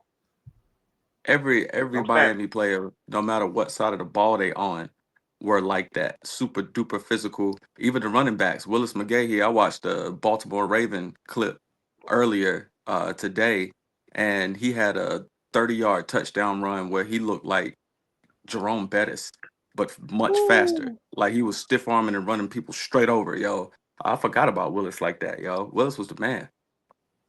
Willis wasn't even a big man. Talking about Willis McGahee? Willis McGahee was clocked in about 210 pounds, 215. He ain't very tall. He was fast as shit. Before he broke that leg, before he broke his leg. What Adrian Peterson is for everybody else, Willis McGahee was for me. I was like, he's hurt again? And then I was like, damn, you see what he's doing? This is crazy. He's back. Yo, I love I love Willis now, but Adrian Peterson is a different kind of animal. No. I think you took that wrong. I'm just saying the way I'm about to say that. What Adrian Peterson did, I was more impressed with what Willis McGahee did, only because I know he's not as big or as strong as any of that as Adrian. When I saw Adrian Peterson do what he did, I was like, this is amazing, but I ain't surprised you did it. This is crazy, but I'm not really surprised you did it. You're already a phenomenal physical specimen, period. Like I looked at AP the first time I saw him run the ball in college and was like, who the fuck is this? Who is that? His name is what? He is. Oh, I'm watching him. He is the closest I don't give him Bo per se. But I'll just say Bo Jackson and Herschel Walker had a baby and they made that fucker. Mm-hmm. We gotta have a Herschel Walker talk one day too. I'm so glad you just said that. Thank you. Oh, he might be a dodo back. I thought about something, yo. thought about something. Remember we was talking about players we never got to see what it was gonna be like, and Oh we yeah, didn't for sure. extend it into another sport. I know who my other sport player would be, and that would be Sean Taylor. I would love to see what Sean Taylor's entire career would have looked like, yo. Uh, we missed out on that one big time, yo. That would be my all sport player. Would probably be Sean Taylor, yo. Because that was a monster. That was a monster Yes. out there on the field, yo. Yes. Rest in peace, Sean. Rest in peace, man. I R.I.P. was to number Sean 21 Taylor. too, so I got big love for Sean Taylor, man. That was my jersey number. I was number 21 too. Oh, that's all through what's sports. up, bro. That's Played what's number up. 21. All right. Yep. Yo, That's a bro, damn Sean shame. Taylor. They was talking That's about Sean Taylor, Fred Taylor and somebody was talking about Sean Taylor. And it was like, man, the funny thing is they walking around, you see him out there with the linebackers and the defensive linemen, and he's just as big as they are. But then you'd be like, but wait, where's he going? Oh, that's the safety. He's the what? Yep. And he faster than everybody on the field. Everybody. What we talking about? If that man running you full blast, your whole life gonna change. Like you gonna start rethinking how you eat food and everything.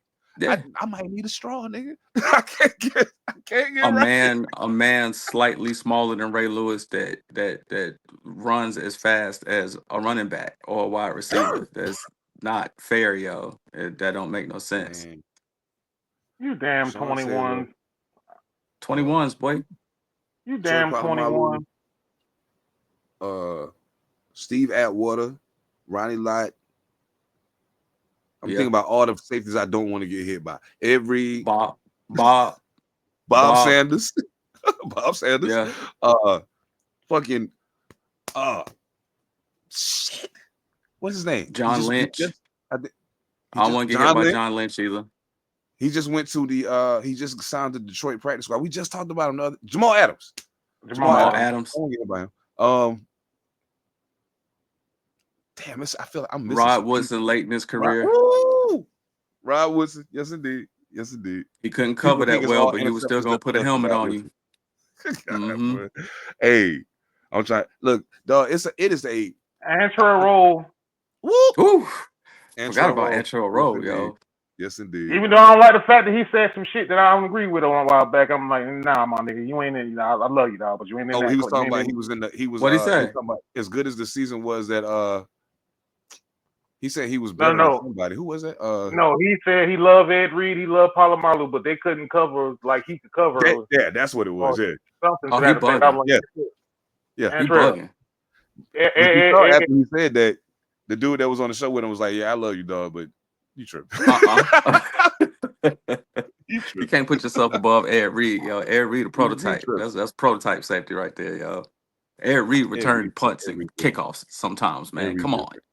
No, there's not a safety I can think of off the top of my head, and this has got talked about somewhere else, like that it can turn defense and offense as much as that motherfucker did. Yeah. Ed Reed turned defense and offense better than any safety I ever knew. Like, there's some hitters. Don't get me wrong, but defense and offense, nah. Ain't no one. Peanut Tillman, Pat Tillman. Woo! Peanut was good at that too. Sticky too, yeah, real good at that. Yeah, the peanut punch is what they goddamn start. Y'all ain't noticed everybody been teaching that shit since he perfected that shit a long time ago. Yo, he perfected that technique, boy. If he got his hands on the ball, it was coming out of there. Check this out. Let me ask y'all this. Just having this conversation just now made me think about this. Who was the gotcha nigga for y'all? For me, Nnamdi Asomugha when he went to Philadelphia. I said, "Oh, you got exposed." Oh shit. You really ain't that good, are you? Oh, that got you. That was crazy. I was like, yo, you was just Pro Bowling with us. What happened? Oh, I get it now. When you get put in a situation where you actually got to defend somebody. We played a lot of zone shit, it wasn't no real, hey, go lock him up. It just looked like that. It just looked that way. But yeah, man, that was crazy. That was crazy. Gotcha play. I'm trying to. Like when I see somebody go to a different team and then they don't, when somebody goes to a different team with expectations, you feel me? And then they don't. Like he wasn't even in the same. He wasn't even in the same zip code with the expectations. Like he, you know what I'm saying? Like that shit was crazy. I was like, and what's crazy is there was an argument at one point in time between him and Darrell Reeves. Oh yeah. That's crazy. That was an argument between him and Darrell Reeves at one point in time. Namdi probably would have to be the dude. He was recently. Namdi would have to probably be the dude, yo. Because when he was a Raider, they was talking about him like he was just yellow jacket ready.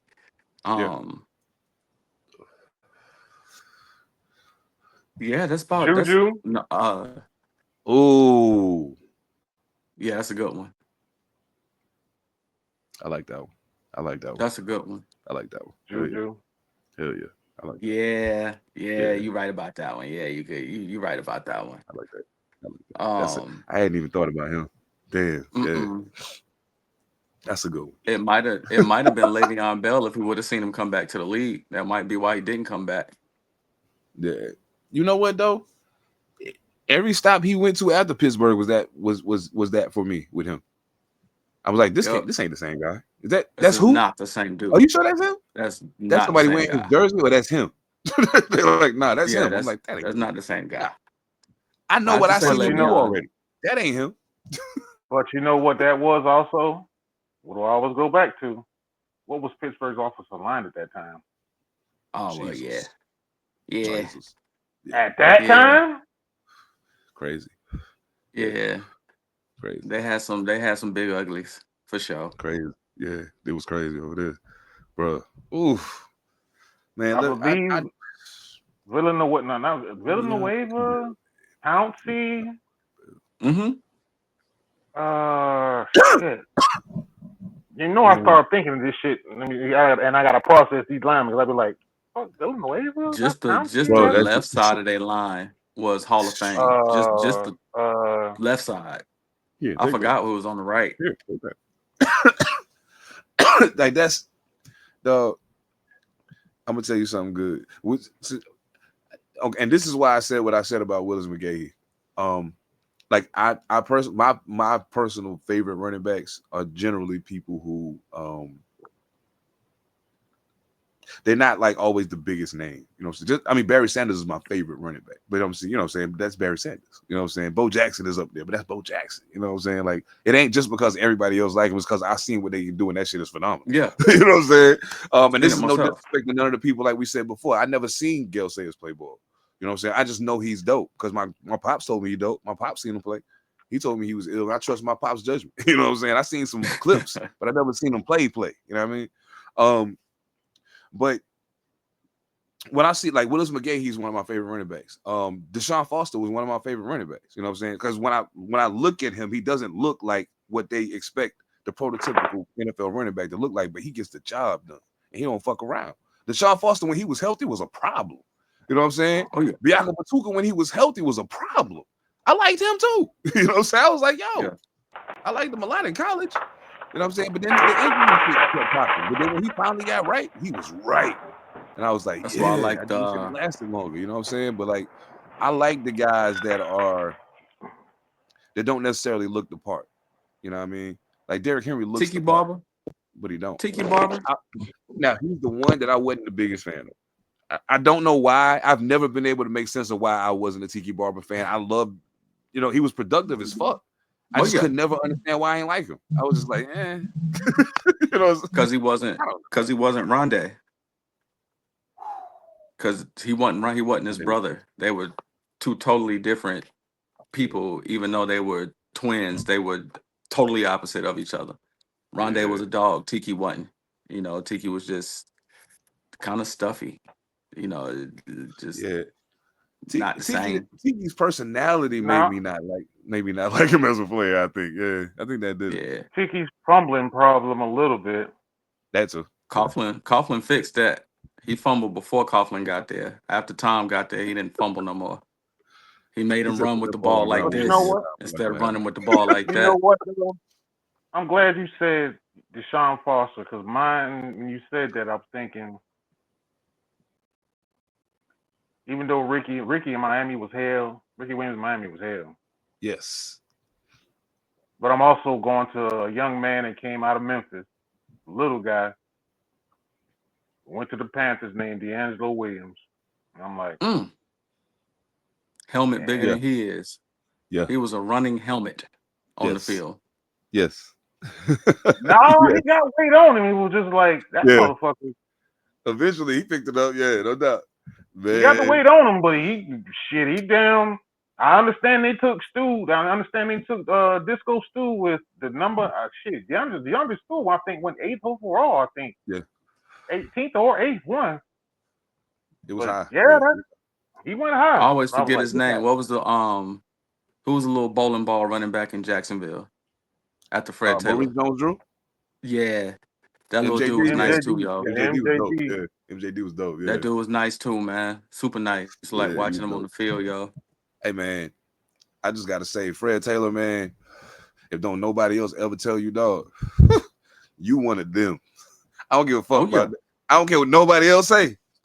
You one of them. Always ever to me. You one of them. And it's a very small, in comparison to how many running backs it's been, my list of them ain't that long, but you definitely one of them. Fuck all that. I don't know who NFL voters, Hall of Fame voters, if you gonna see this shit, put that motherfucker in the Hall of Fame. You can't say Jacksonville Jaguars without fucking Fred Taylor. Yes. The fuck is wrong with y'all? That part. Right now. Like, I don't understand. What the fuck that shit irks my fucking nerves. Like, Anthony Costanzo went in the Hall of Fame. The left tackle went in the Hall of Fame. But this motherfucker gotta wait? Yeah, we know who Jimmy Smith, Kimmy Keenum Cardell is also. Who's the motherfucker toting the rock?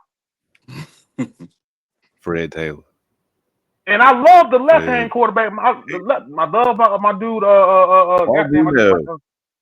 Brunell. Love Mark Brunell. Yes. Good quarterback. Yes, but fucking come on, y'all. It's been long enough. God damn, it's been long enough. Mark Brunell might have been one of the pioneers of white conduct. Oh, for sure. Like, yeah, he tough as nails too, yo. He was different, yeah, for sure. Yeah, man. We're gonna have to put that together one day, man. We're gonna have to put together the white conda list one day. We got to put like a white conda starting lineup on offense and defense because it's been somebody probably at every position that should be Jason Sehorn.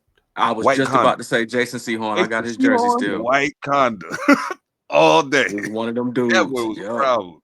Yo, you know what? I'm gonna give a Cowboy credit. Well, there's multiple of those as linemen. There's a bunch of linemen that could get that credit too. Yeah. But I'm gonna give a tight end a little bit of credit. Jason Witten. Yes, indeed. I'm gonna give you a crap. I ain't gonna hate on Witten, man.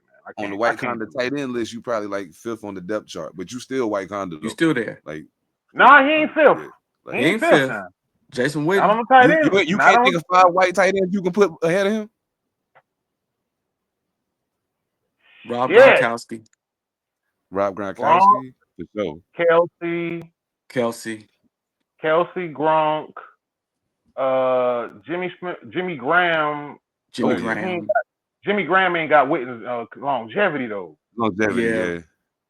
But his height is higher. His body of work though. His height is higher. Is way higher. Yeah. His height is way higher than that. Olsen. Because I'm not leaving Greg Olsen now. Fuck what you're talking about. I'm not. Yeah, you get Greg Olsen in there. That's 4. And it's somebody I know I'm missing. That's okay. Even if I got to go back, they say Dicker was a hell of a tight end, dog. So was Mark Bavaro. So was Mark Bavaro. So was Wesley Walls. So was Wesley Walls. Wait. Whoa. Somebody we don't talk about. That's from White Conda that played on Dallas that we forget. Dallas Clark? Nope. I said, Dallas Clark too. Also, yeah, that's Indianapolis. But the white guy I'm thinking about for Dallas, all I gotta say is this right here. Dale Johnston. Move. Yeah. Because Emmett thanked him profusely during his when they had to be a real fullback. Yeah, no doubt. Yeah, during Mike Allstott. Bro. Dog, Mike Allstott. Oh, Mike Allstott. Now Mike Allstott, hell yeah. I got one more that's still playing right now. I love him. Juszczyk in San Fran. Oh yeah. San Fran. You shouldn't say Juszczyk. No, I love Juszczyk. That's my dude. Yeah. Oh hell yeah. I think it's what two. It's like 2 or maybe 3 fullbacks in the NFL right now. Mm-hmm. And Juszczyk been that dude for a long time. Oh yeah. Juszczyk been that dude.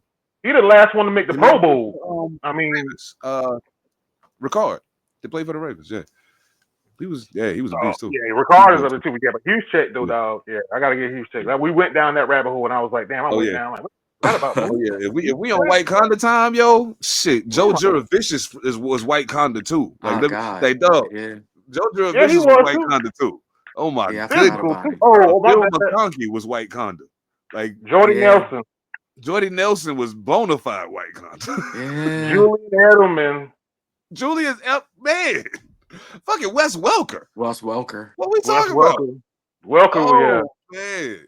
You could put a squad together of damn Teen Titans from White Conda.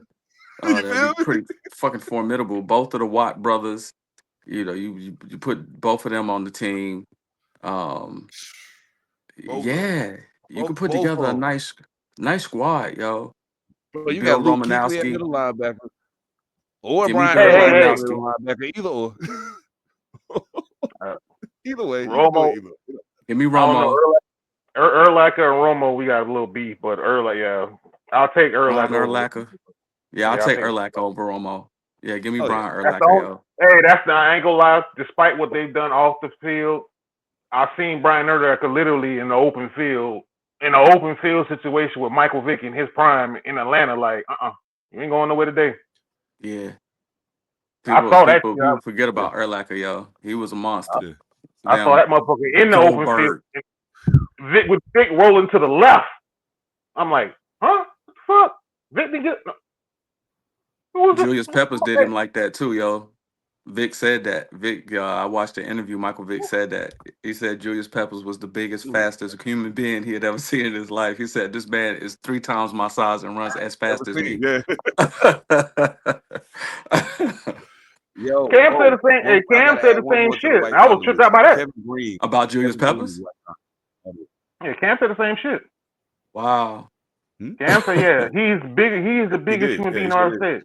I'm like, you ain't no little motherfucker. Like, no. He said, I saw that because he said he was talking under his breath. Yeah. He's talking breath. He's like, yeah. He's like, yeah. He's like, people don't realize he has the perfect arm to leg ratio type of shit. And I'm like, Cam, you do realize I've seen you up close. Not as close as I would like to. I'm like, and I've seen Julius Peppers far away, and I was like, and then you see the picture of them two standing next to each other in pads, and I was like, oh shit, never mind.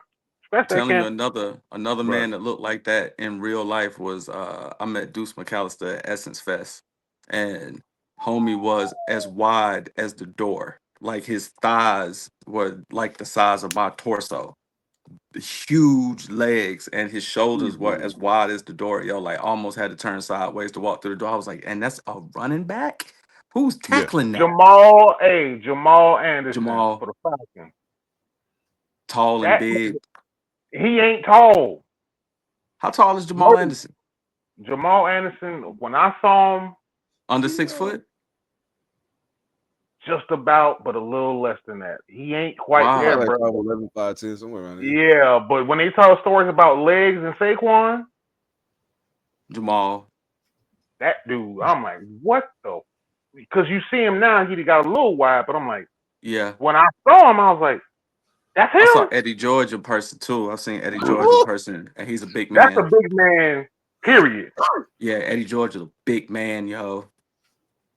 Now, I saw Eddie Lacy in the airport. This was in between his senior year and him going to the NFL. It was in between that time period. And I know they kept talking about how big he is, you know what I'm saying, on TV. And I mean, I see him and I'm like, I mean, yeah, for a running back, he looks big. But then like I saw him and I was like, oh, hold on. Like, oh, you meant like he was, oh, you meant he big. Like, oh, okay. Yeah. I thought you just meant, he big. Like, you meant he big is what you meant. Like, okay, I got you. God, I was like, this motherfucker runs the football, dog. Do you want to stand in front of him? My man was like, nah, bro, hey, you want me to open the door? I'll turn around and block for this nigga and I play for the other team. Like, hey, bro, his feet don't go, but his feet go. Absolutely. Yo, that, oh man, yo, while we talking running backs, and y'all, just so y'all know, this ain't none of this is scripted. This is just coming off the cuff. This is just where the conversation going. I want to give a shout to Fred Lane. Dog, listen to me. If you ever said you wanted to watch a running back run the ball like his life depends on it, go watch Fred Lane highlights. That man ran like his life depended on it every time he touched the ball. And I ain't never been a Panthers fan. I fuck with him because it's Carolina, you feel me? But like, I ain't never been a Panthers fan. I was a diehard Fred Lane fan, though. No ifs, ands, or buts about it. Oh my goodness, man. Roger Craig. I used to like Roger Craig like that back in the day too. Yes. I'm about to cry talking about Fred Lane right now. This shit crazy. Oh man, yo, this is wild. Earl Campbell made me have to do it, boy. When they did that Real Sports with Earl Campbell had the tearaway jersey, and Earl Campbell was just like, "Yep, they're gonna be the day." Earl Campbell ran the ball so much they had to amputate that man's legs. Earl Campbell became damn near amputee, or if he is one, I think he is. I'm like, Earl Campbell, Workhorse. The true definition of a workhorse, show. No, that motherfucker wasn't no workhorse. That motherfucker was a fucking Clydesdale disguised as a mule. No doubt. You ain't never lied. That's man. Hey, NFL, listen, I understand y'all do what y'all do, man, but y'all gotta do more for these guys when it's over, yo. Especially the ones that really, really don't. People like Earl Campbell made y'all a lot of money because there's a lot of people that paid money to go to them games, so they wanted to see him do that shit he do. Yeah, I'm just saying. But that's more of a player association argument, though. You know that is because absolutely the way that ended up being out, and you know what? While I respect the man, I never met the man. That was Gene Upshaw. That shit started with Gene Upshaw. Yeah, absolutely. Absolutely. Started with Gene Upshaw. Hey, check it. Let me ask y'all a question. So, if I'm not mistaken, let me take a look at this. Let me make sure I ain't on no bullshit. Hold on. Oh, I think I wrote it right here. Playoff picks. Hey. While we're doing the picks thing now, I should get something for winning this in the season now. Oh yeah, you gonna get something for winning. Yeah, because you had the best record regular season for sure. We got to figure out what, but yeah, I got you. I know all Air from Bombay, and I know all you from Bombay. That was separately. And we might have to double back on that one because y'all got to come to us. Y'all got to come to us one time too. Yeah, we do. Y'all got to come to San Antonio. Oh wow! Yeah, they playing again? Okay. Yeah, we play them twice. We play them twice. Oh, I got to figure out what day that is, when that is. Oh shit! Where's the So either way, Jordan Love didn't play. You know what I'm saying? But he is apparently good to go. Yep. Ready to rock. So my question is this, and I always wondered this in the wild card round. And I think I'm justified in thinking it this time that it could possibly be the case. I feel like an upset could happen. It could. What's the upset in the playoffs? I mean, if Green Bay beats Philadelphia, that's an upset. Not to me, man. Not to me, man. Philly's 14-3.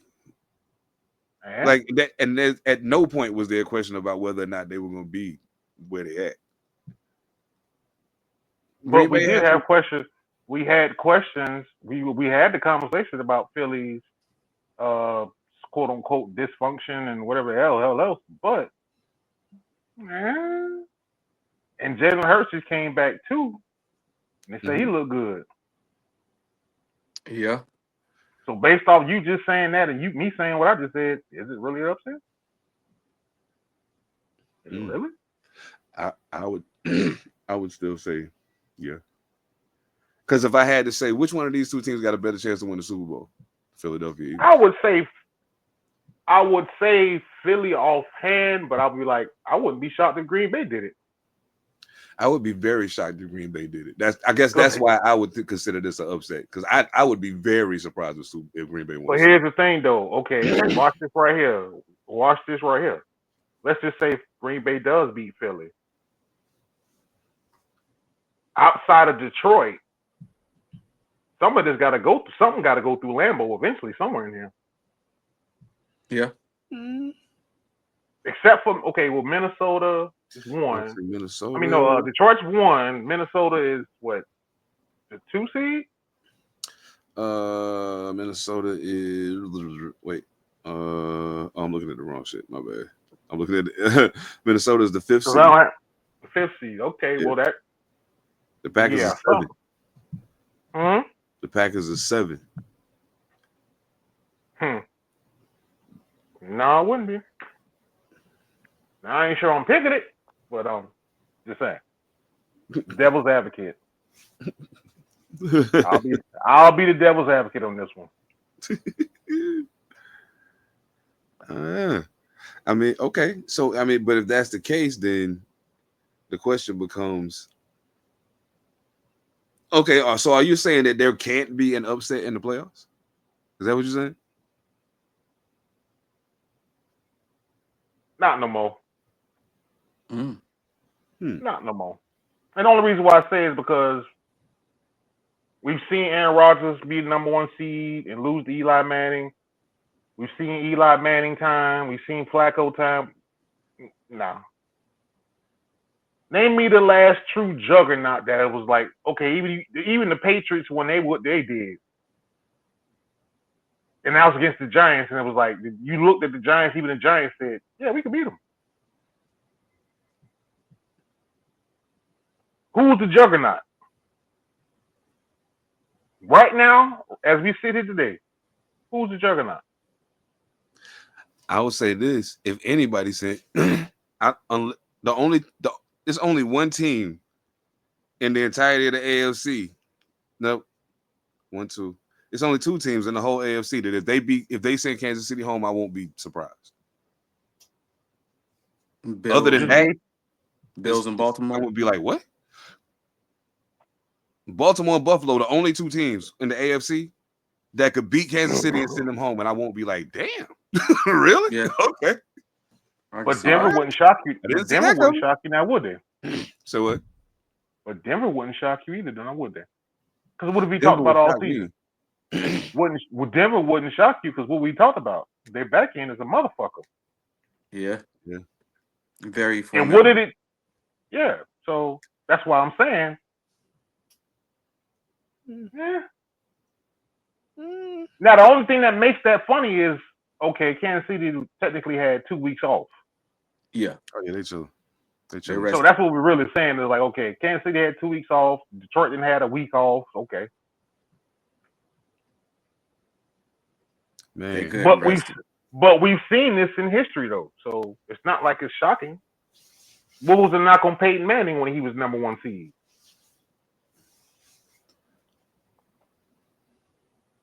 The sheriff. Yeah, we've seen it.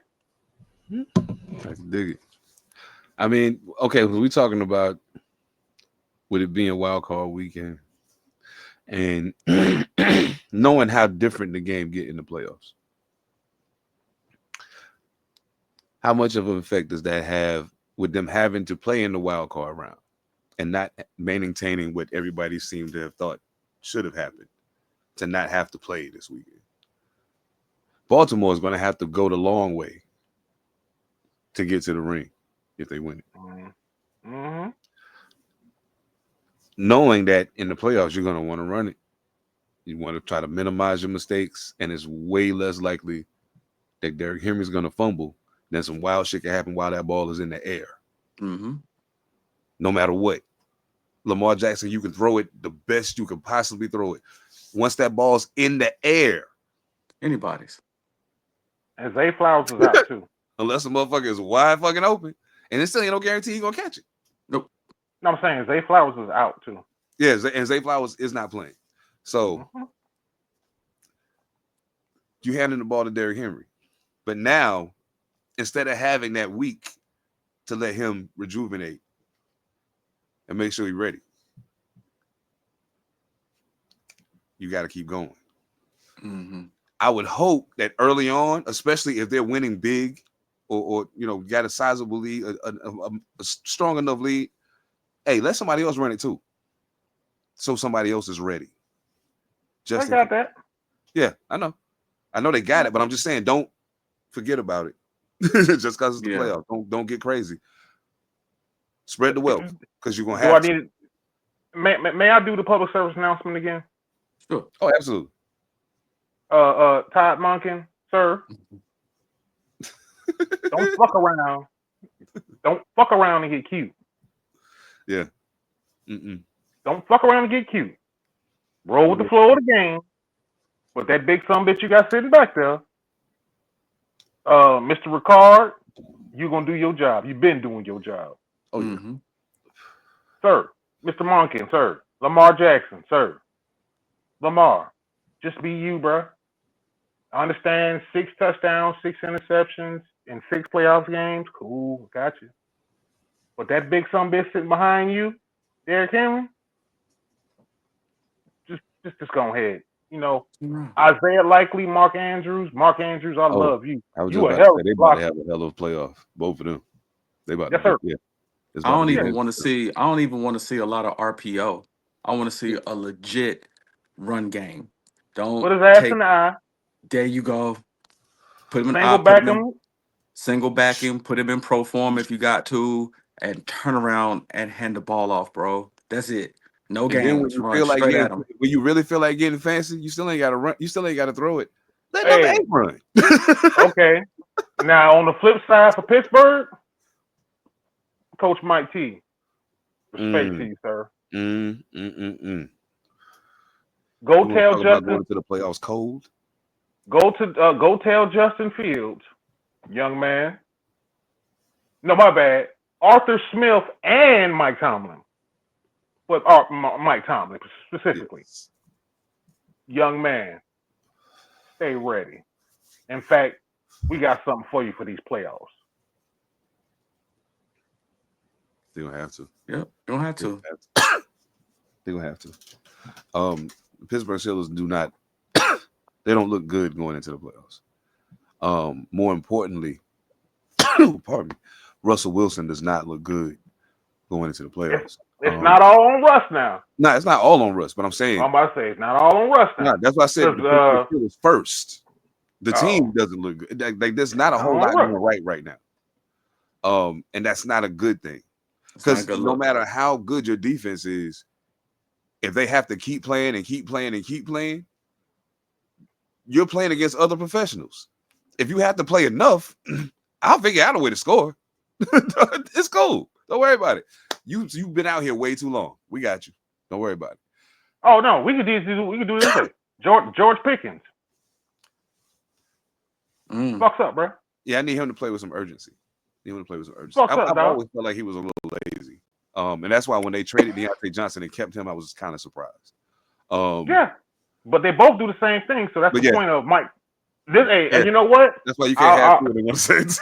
Hey, I'll hot take this one right here, fellas. I'll hot take this one and I'll put this one on me. On me. I'll hot take this one. Hey, Coach Tomlin, this your last shift, bro. You in the hot seat, and I love and respect you. This your last shift, bro. That is I love Coach Tomlin. Shit. I love Coach Tomlin, bro. I'd take him any day of the week, but Pittsburgh, young man. It's time to part ways. OG. If I don't see it in the playoffs, it's time. Okay. I'm with that. Damn. I respectfully say this because I'm a Mike Tomlin fan. I've always liked Mike Tomlin. Always liked Mike Tomlin. And if you're watching the audio and you're not looking at me and holding my hands in my chest, you understand? That's how much I love Mike Tomlin. No doubt. Hell yeah. Man, dang. You know what? You know what I want to see happen?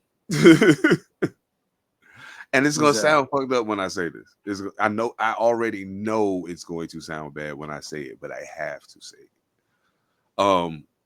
I think it's time. Like, if you've been in the same position at the same place for like hella years, it's time for you to step aside. You should have been grooming somebody to take your place this whole time. Get out the way, man. Come on. Like, sometimes you can look at the way a team operates on the field and then kind of some of the decisions they make as far as the front office is concerned. And then you start to realize what kind of people are infecting the decision-making process in this whole thing.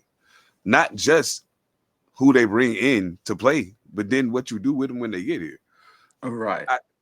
I personally think I don't care what they say about the productive conversations they've had since the statement was made. Tyreek Hill is getting the fuck out of Miami. He's gone. He's leaving. He already he said he was ready to leave Kansas City. What happened? He left. Bye. Gotta go. The NFL is it's never gonna be the NBA in terms of the power the players have. It's never gonna be that. But if you're a powerful enough player, you can make some shit shake. So I do want to say, like, somebody like Julius Peppers, right? We was talking about Julius Peppers earlier. He was like one of the most talented people you've ever seen, right? Very quiet though. So in the midst of everybody's remembrance of things, people tend to forget his name if you don't say it. You know what I'm saying? The squeaky wheel get the oil. You feel me? So I don't know. I think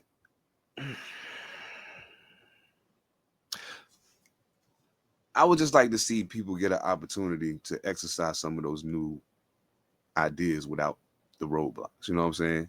Is it going to lead to some hiccups? Sure. But you got to have that in order for shit to evolve. You know what I'm saying?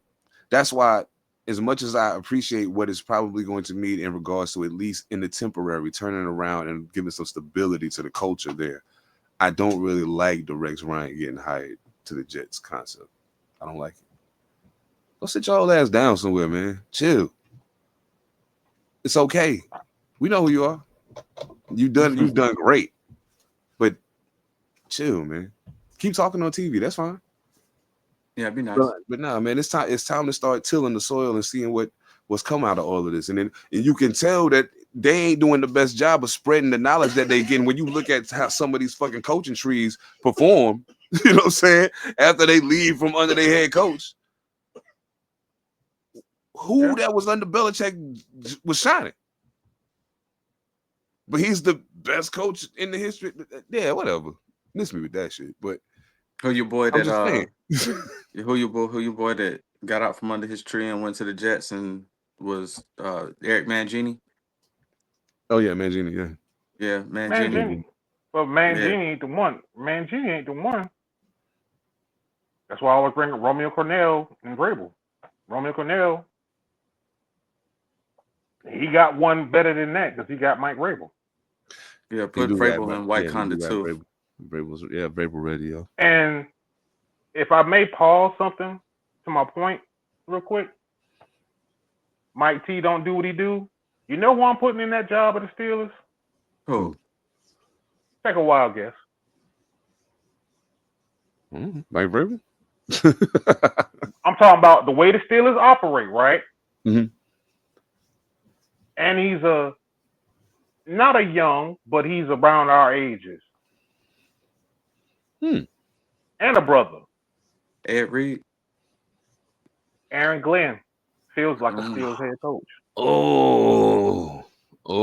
Aaron Glenn feels like a Steelers head coach. I wish Ed Reed would become a head coach because he would be. I don't know what I don't know. Like I don't know what too. he is. I don't know what I don't know what he is yet. But I feel like right now, if you said to me, Aaron Glenn goes to Pittsburgh, yeah, that works. I'd be like, he feels like a Steelers coach. Even Dan Campbell feels like a Steelers coach, but he gonna stay in Detroit. Oh yeah, for sure. Send Ed Reed to Las Vegas. Oh, I'm with that. Send Ed Reed to Las Vegas, show. I'm with that. Yeah, I'll take him. Hell yeah, I'm with that. That's a Raider head coach. They love him. They love him out there. They play for him for sure. I'm with that. You don't want to let Ed Reed down. It's like letting Prime down. That's why they play so hard for him. You can't let Prime down, yo. That's why I take Prime. That's why I take Prime there first before I take Ed Reed. Oh yeah, but Prime don't want to coach in the NFL. Prime don't want to come to the NFL, man. Not unless he get a nice package. Like take both my sons. No. Not recently.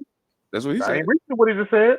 Oh, word? Oh, he done changed his tune? Of course, because his kid's about to go to the fucking NFL. Of course he gonna change his tune. That's what I said the first damn time. Yeah, everybody looked at me like I was crazy. Yeah. Wait till they go. Wait till they go. Together for him. He didn't say, okay, he didn't say, he said yes. The only way I could, he said this was about 2-3 days ago. He was like, on his own show, he said, I go to the NFL. Only way I go if I got a chance to coach both of my sons. Now, it's plausible you getting one. It's plausible you can get both. The difference is this. Okay. Shador's, okay. Travis, we agree Travis Hunter is the best player. But, okay, the two quarterbacks, Cam Ward and Shador Sanders. Cool. Mm-hmm. The question is, where does Shiloh fall in all this? Because remember, Shiloh and Shador Sanders have only been coached by one coach their entire life. That is the weirdest thing I've ever seen. I don't know how far. I have to go back in some archives. I really had to go in archives for this shit to find this one out. Yeah, I have to make that a little mission of mine to find that out. But I don't think you're gonna find that nowhere else. I don't think. I would have to. But when you say, remember, Seth, you just said, yeah, you said I ain't going to NFL. Cool, blah blah blah. I'm like, yeah, because somebody done whispered in your ear. And if you can get Shador is the hardest. I think Shador is the hardest part. But Shiloh is the easiest part. They're going to get a hot pick. 4th, 5th, 6th round, maybe undrafted type of deal. And he pointing dead at what I'm talking about. Shiloh go to the Raiders. But here's the kicker, though. Tom Brady been reaching out trying to get Belichick to come to the Raiders. What? So you might have Belichick in a year and a half, in a year or two. Oh, that was already put out there. Hey, and it makes do me a favor. Just tell them to make sure they got some bottled water, some bottled alkaline water, and like a couple cinnamon rolls for me on the Giants bus. Because if Bill Belichick become our head coach, I'll fuck out until he retires. I'm cool. Wait, hold up. You gonna switch up now? I'm done. I don't want them to do that. Nah. So, keep your. Didn't I just say sit y'all old ass down to Rex Ryan? That go for Bill Belichick ass too. Okay, well let's I want you to do it. Go right ahead. That's college. Maybe you can turn some shit around over there. Go ahead, do it, please. Leave us alone. I just threw it out there. I just threw it out there because they threw it out there, and I'm like, I want them to throw it out there where the dumpster. I'm pointing the way, but the dumpster is outside my apartment. I want them to throw it out there. That's what I want them to throw. Shit, I just threw that one. That's what I want them to throw it at. Randomly out there. Oh shit! You know what? That's what I wanted. That's what I wanted to ask y'all. The Houston Texans, who haven't had the most haven't had the best season this year. It hasn't been terrible. I mean, they're in the playoffs in the wild card weekend. They are 10-7. I think people maybe projected better for them. I mean, I know I did.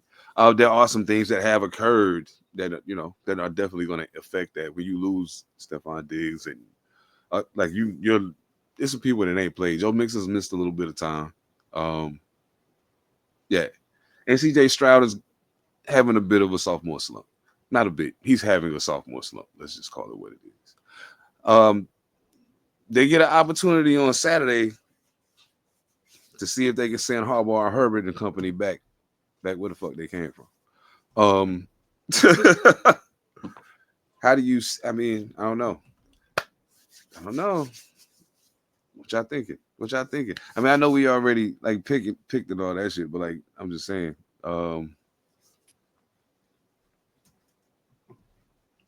What you think, Phantom? Ev, I'm gonna let you go, but you Sev, them asterisks we put down, we need to address some of them too, because I forgot we did this on Monday. But Ev, go ahead though, while I think about my asterisk. And let that he's slick as hell, but Ev, go ahead, you slick fucker, you. This between who and who now? The Texans and Chargers. Got the Chargers, yeah.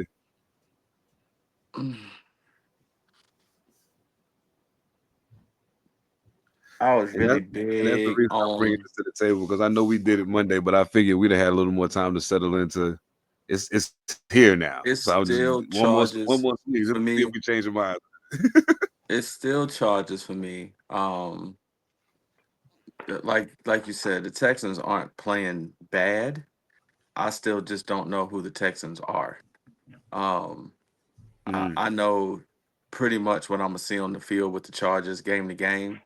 It might not be consistent, or it might not be what we expect to see, but your boy Herbert's a good quarterback. They got good coaching. I just don't know what the Texans are from game to game. I can't tell. Stroud looks like a stud. Sometimes he looks like a stud for 2 quarters.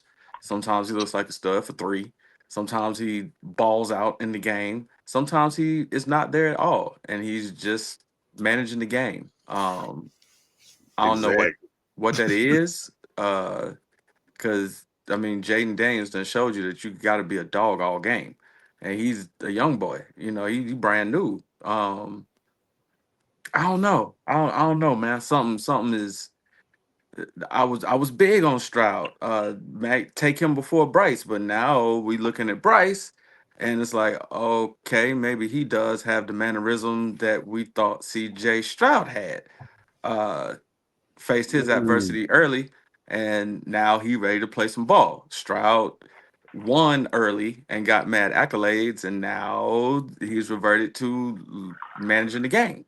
So I gotta stay with what I can see looks like it's going to, congeal at the right time, and that would probably be the Chargers, y'all. I feel that. Let's not forget, Justin Herbert has thrown exactly 3 interceptions all season. He's a good quarterback, man. 3 He's a good quarterback, man. All season. People forget. I think C.J. Stroud has had a game where he threw 3 interceptions. In a half. I think he had a game where he threw 3 interceptions this year. In one game. He's got 12 on the season. He threw 2.5 and then threw the last one in the fourth quarter. You are going to be sorry. Yeah. You are going to be sorry. I promise. We're just not used to seeing the Chargers on TV like we did when they had LT and the players like that. We just not. They don't. Rivers. Yeah, they're not primetime no more. We don't see them on TV no more. So you just kind of forget. You forget. No, I ain't forgot. Who did I pick? Chargers. I did pick the Chargers. I think you picked the Chargers too. Yeah, hold on. I'm finding it. Pretty sure I picked the Chargers. I think this is the one I said yep, because I said this is the one I ain't write down. This is the one week, all week, so I didn't write it down. You picked the Chargers, but you had an asterisk there, and that was just to see what the Texans was going to look like. And I think with everything you just said, I don't reverse the draft order in any of this, and I think they both. I just think C.J. Stroud. Okay, they got film on him, and it's just the injuries. The injuries itself are just like Stephon Diggs, Tank Dell. Yeah, it's just been one of them. Hurt. That Tank injury really hurt. Because to me, Tank was more important than Stephon Diggs. Yeah, they was playing good ball until Tank got hurt. You're right about that. So that is like, okay. But now and I think I said this on Monday, I said the Chargers are one of them ones I'm like, Harbaugh knows some shit and know how to, and he got the quarterback. Mm-hmm. He got the system, the quarterback, and I'm like, the one person that's sitting in the right side of my ear was like, and somehow or another, when Greg Roman was at his height, who was his head coach? Damn, Jim Harbaugh. Yep.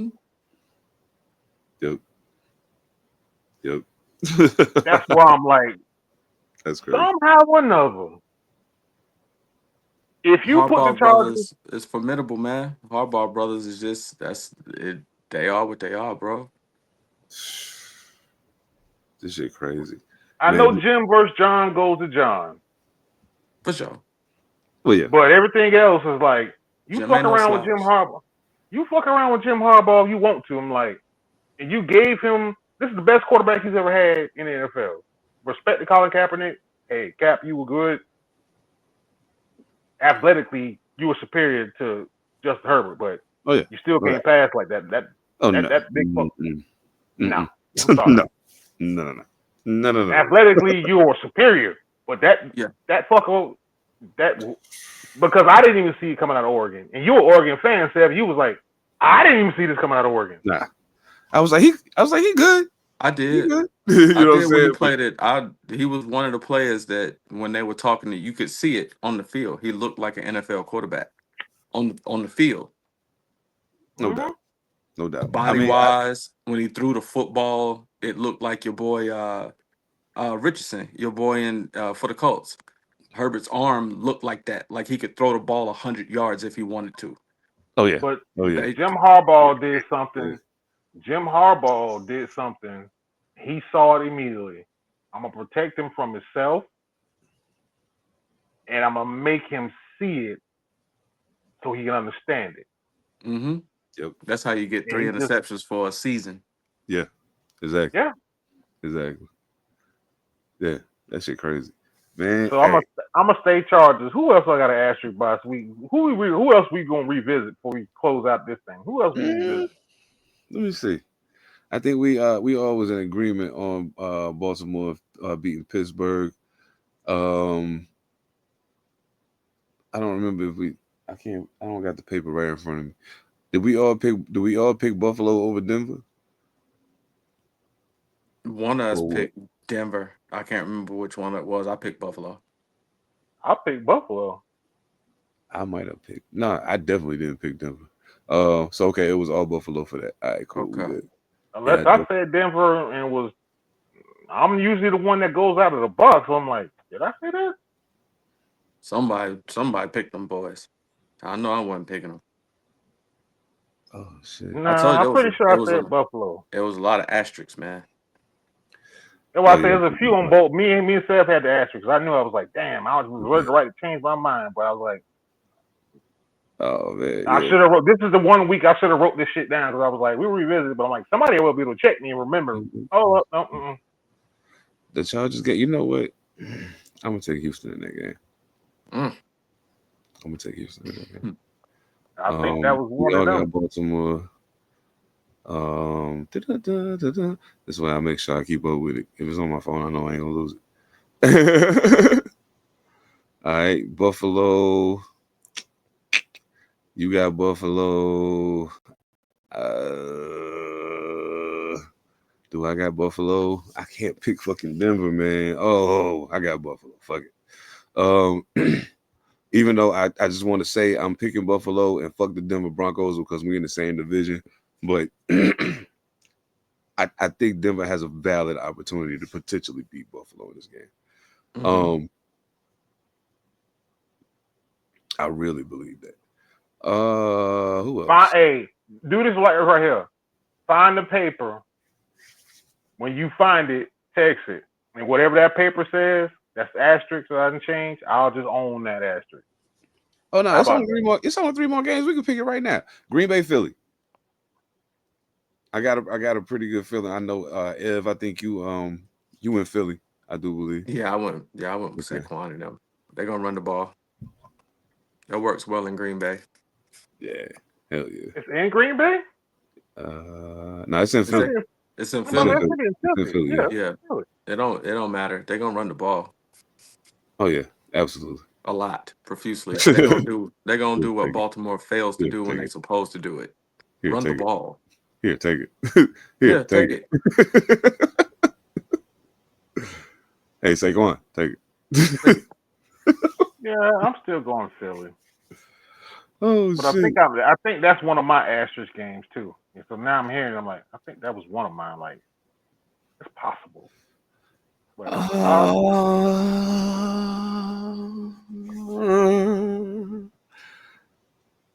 man, fuck, I'm gonna go Philly. But damn, I think Green Bay could really fuck around and win that game, yo. They can fuck around and do it. I won't be shocked if it happened. I'll just put it that way. I don't think I'll be shocked if it happened. Maybe. Because I think Saquon should have played last week. Yeah. I think Saquon should have played last week. But we'll see. I could be wrong. The more I've thought about it, I'm like, he should have played, yo. Like, they shouldn't have took their foot off the gas. They should have just kept it. Like, if somebody needs to sit because they're hurt, sit them. But yeah, I don't know, man. That shit's crazy. I got Philly. Okay. There you go. Washington and Tampa Bay. Ooh, Washington at Tampa Bay. I took Baker. Yeah. Yeah, that was I know this is one of mine. See, so it's good that we revisited it because that way, asterisk or not, fuck it. This is what it is right here. The games is tomorrow. We can't change it. Love you, JD. Love you, JD. You had a great season. You know what I'm saying? It was a pleasure watching you. No doubt. But it's something about how Baker Mayfield is playing. He's having arguably the best season of his career, and he got a point to prove. And they're my dark horse team out of the NFC. I feel that. Start clicking at the right time. Yeah. That's not an easy out, yo. That's a team that's not an easy out. And while you bull jobbing, they run a game better than you think. It really is. Yeah. It really is. What you think, fam? This was that one. And I said Baker at first. Mm-hmm. This was that one.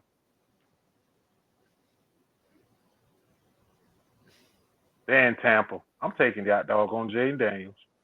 Okay. You're gonna have to have the game of his season. I'm taking Jaden, dog. This was one of the ones. I know I said Baker. I was like, I'm gonna take Baker, but I'm like, just give me the right to reserve the right to change it. And I'm like, yeah, I'm gonna take Young Buck on this one. I want Young Buck. If they weren't playing black quarterback, no racism on the pirate ship, if they weren't playing on the pirate ship, I would go with Jaden. If they were playing in Washington with the crowd and home field advantage, yes, I would definitely go with Jaden Daniels. But going down there and playing in Tampa Bay is not easy to do. Phantom know that because Carolina got to go down there twice a year. It's just not an easy out. And that's why I'm taking them. You know why I'm taking them? Why is that? What are we sitting in right now? Look out your window. I look out my window. We're sitting in the snow. They ain't in Tampa. Oh, no. It feels about 87 down there right now. Yeah, and they in Maryland right now, too. Yeah, about 87 degrees down there right now. Feeling real good. That's why I was like, that's why I said that. Just give me something was going to click, and I'm like, that's why I'm flipping that over. There might be a good upset right there, yo. I don't even know if people are picking that to be an upset, though, because that's kind of... We didn't think the Philly upset. We didn't think when they beat Philly. We thought Philly. I'm the only one who picked. Everybody picked Philly except for one of us. But I was like, I should have picked Washington when they came back and beat Philly, right? Yeah. Yep.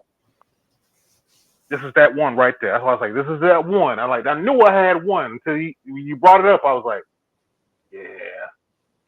So we're gonna have to bookmark that joint there. Give me Jaden Daniels, man. Okay. Give me the black quarterback, no racism. No racism. I'm just saying. Give me the black quarterback. The Rams and the Vikings at the Rams. It's in Arizona. Yeah. So it's really neutral territory, but it's in Arizona. I'm still gonna go with Minnesota. You going with Minnesota? Oh, as a matter of fact, yeah, because this was the one where Phantom said, "Fuck that." My producer about to have me. He went with the Rams.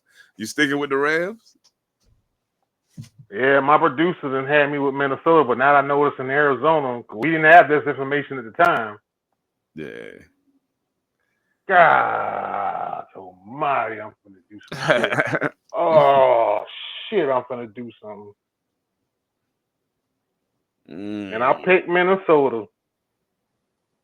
But because it's in Arizona now, I'm thinking to myself, okay, it's technically a home game for the Rams, but damn it, Minnesota, you playing a dome, and I'm like,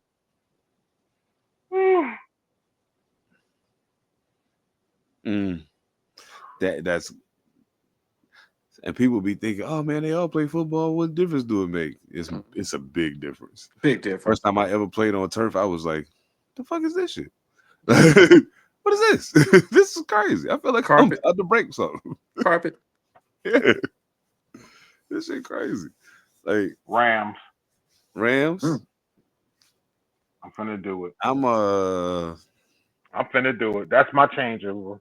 And I already said all the shit, and my producer would give me hell. Yeah. So you going Rams? Yeah. If they can see my face, or if you watching this on YouTube, you see my face, and I got glasses halfway down, and I'm rubbing my eyes, and I'm like, oh shit, boy. Damn, boy. After all the shit I didn't talk. Oh man. After all the shit I didn't talk, and I was like, damn, you finna do it again. Shit, yeah. It's all good. Matthew Stafford. I'm gonna take a shot on the Sam Darnold, Justin Jefferson, Addison, and Aaron Jones train continuing to roll. Give me the Vikings. But I do feel like in the midst of all of this, I'm telling you, somebody's gonna lose a game they're not supposed to lose this weekend. Oh yeah, somebody gonna lose a game they're not supposed to lose this weekend. Watch. Remember, I said that it's gonna happen, and it's gonna be something that we all pick. It's gonna be one of these games we all pick the same team because we all was like, The Green Bay one got me that way. The Green Bay one got me that way, and the Minnesota game, you already know. I've been saying that shit. Even me and Ev didn't be like, man, we ain't pick your Sam Donald. We ain't pick your Sam Donald. And then we stopped, and then it's just like, oh, this one here got me. Yeah, I feel it. I feel like, and then here's the thing. I feel like the wildfires, while that's a serious occurrence, and families are displaced, respect. I feel like the Rams are coming out to Arizona to be like, oh, we finna play out our fucking minds. Oh yeah, absolutely. I think yeah. I'm looking forward to it. I'm glad the playoffs is finally here. Now we get ready to see what's really because now it's like this ain't like, oh well, yeah, we can, what I'm saying, it's cool. We play them again in 3 weeks. It's all right. Nah, if we lose today, it's over. It's over. Wait. We said we would revisit this. Now that we're here in the playoffs, right? Oh, no doubt. Does anybody want to revise Super Bowl picks? Because I still sure as shit don't remember mine. My Super Bowl picks stay the same. Yep. You taking Lamar? Baltimore Ravens, all the way live. All the way live. If he gonna do it, it's gonna happen this year. Yeah. The window is closing. Yeah, it's got to happen this year. It's got to happen this year. The parity is becoming too ill in the league, yo. The parity is just too ill. It's a toss-up between Buffalo and Baltimore right now. KC gonna retool. And it's just too much parity right now. If he don't do it in this year or next year, Lamar won't get one. Not with the Ravens. He gonna have to go somewhere else. What do we say about the NFL if KC win again this year? Football, Steph Curry is the GOAT. Pretty much. Move over Tom Brady. Yeah, pretty much. Move over Tom Brady, man. Pretty fucking much. Yeah. Jeez Louise, that's crazy. Oh as much as I don't want to even fathom that, we said at the beginning of the year that is a distinct possibility. That dude, you got Andy Reid over there, football Steph Curry, D Hop. You got some people over there, man. All they got to do is get to the playoffs. You know the thing that I think is funny with Patrick Mahomes, and then we can get out of here. But I think it's funny that he's a gambler too. Yep, and he turns the ball over too. Mm-hmm. But he just does so much other fly shit that people barely ever talk about. You know what I'm saying? Like, and I'll be like, but I'm like, but we don't cut some other people that same slack with the interception shit. No, like, you know what I'm saying? Josh Allen the one interception. They be like, oh shit, here you go. The difference is that he ain't nothing but Brett Favre with melanin. That's all he is Brett Favre with melanin. He a gunslinger, yo. Yeah, way more athletic. And he just a gunslinger, yo. And we like watching it. We like to see it. The boy throw the ball left-handed or behind the back. May I show y'all something for people who see me always smoke Black and Milds? What in the world? Are you smoking a cigarette? Seriously? I can't believe that. That is crazy. With a Black and Mild tip on it. So y'all almost know what I'm about to do. What about to do? It's a bona fide nigga going on over there, right? Yes, that's a powerful niggatry going on right now, right there, yo. Powerful. This is 100% nigga coming through the whole screen. Y'all are watching, y'all are like, this motherfucker put a Black and Mild, Newport 100, and a Black and Mild tip. Oh shit. He on one tonight. Got me coughing over here. Bro, that is funny as hell. That ain't that bad. I might actually change my pick to football Steph Curry.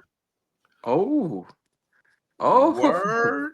He's switching over to football Steph Curry. I might. Oh shit. That's why the Newport. I ain't said it yet. But y'all had me thinking to myself, Football Steph Curry late in the season is a problem, dog. Yeah. When it's on the line, he show up. He does. And I hate it so bad. Yeah. And last year we just did not see from the Ravens what we thought we were going to see. Nah. I might have found some shit I ain't even discovered before. So I'm like, a Newport and a Black and Mild too? Who knew? Who the fuck knew this shit was like powerful niggatry? Who's that name? Hey, for the record, L, it's only because I done salted the driveway, I done salted the walkway, and I'm thinking to myself, I gotta go up the street to the store real quick. Oh, you deserve it. Hey, you deserve it. I gotta go up the street to the store, and I'm like, shit, I know my driveway ain't bad. Like salted that shit, and I can hop in my truck, hit the 4-wheel drive, and come on back. And I'm like, for this argument, I'm like, this is a personal argument, and it's a football one because y'all done talked me into the shit, and I'm like, these motherfuckers done talked me, and then they beat me over the head when I get the text too much. Like, you bet against football Steph Curry. You bet against football Steph Curry. I'm like, motherfucker. Motherfucker. Looking real Shannon Sharp on ESPN, like. Yeah, no doubt. Yep. I'll fix that motherfucker carburetor. You fix that carburetor? I'll fix that carburetor. Bring that motherfucker back. Work a team in. So is Shannon Sharp would say your pick for the Super Bowl is my homeboy and them? Yeah, my homeboy. I reserve the right. I will say it like this. I give myself 1 week. Okay. I was about to say 1 week. I was about to say though, hold up. This is what I was thinking. I was thinking the week of the AFC and NFC championship games. No. No. Too easy. No, too easy. Too easy. No. You ain't peeping what I'm saying. We already making our picks for the Super Bowl. If you want to revise your pick next week after the wild card games, that's cool. That's fine. When we get to the AFC and NFC championship games, if the team that you chose ain't there, pick somebody else. You still gonna get the for the pick that fucked up. But you gotta have a horse in the race. So we'll pick somebody else. But yeah. I'll say too easy only because I want everybody to lock in after wild card weekend. Oh yeah, I'm okay. I'm good. Unless Baltimore lose, it's Baltimore for me. And I said I don't. Nobody can tell me who I picked. So I was like, I don't remember who the hell I picked. I think the 49ers were in there somewhere, and I'm like, yeah, that died a long time ago. Oh yeah, no doubt. Yeah, I think that was man, that shit. Hey man, listen, I understand people. I understand how everybody feel about them, but y'all might need to start asking some questions about Kyle Shanahan at a point. Somebody need to start asking some questions. Something ain't quite all the way right. Like it's awesome. So fireworks, but they go out quickly.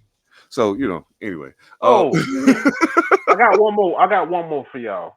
And this is way, way too early before we get up out of here. But I already know me and Elf, we both snowed in, so shit. Hell, workers work. We get there when we gonna get there. If we're going, which for me, yeah. Yeah, I mean, when I say I was in exile, I said that for a reason. Okay. Way too early draft picks. Any sleepers you got, or any nuggets you want to throw out there? We can put out there. You said draft picks? Yeah. For who? Any way too early pick you want to make for the draft? I mean, I like putting them out there when they're on my mind because I'm like, I think we're going to draft Shedeur Sanders. We ain't, because New York don't draft black quarterbacks. No, I'm sorry. I think we're going to draft Shiloh Sanders, is what I meant to say. We're not going to get to draft Shedeur Sanders because we fucked around and won when we shouldn't have. I think we're going to draft Shiloh, and I think that at a point, Prime said, I want them both there in Vegas. I want them both there.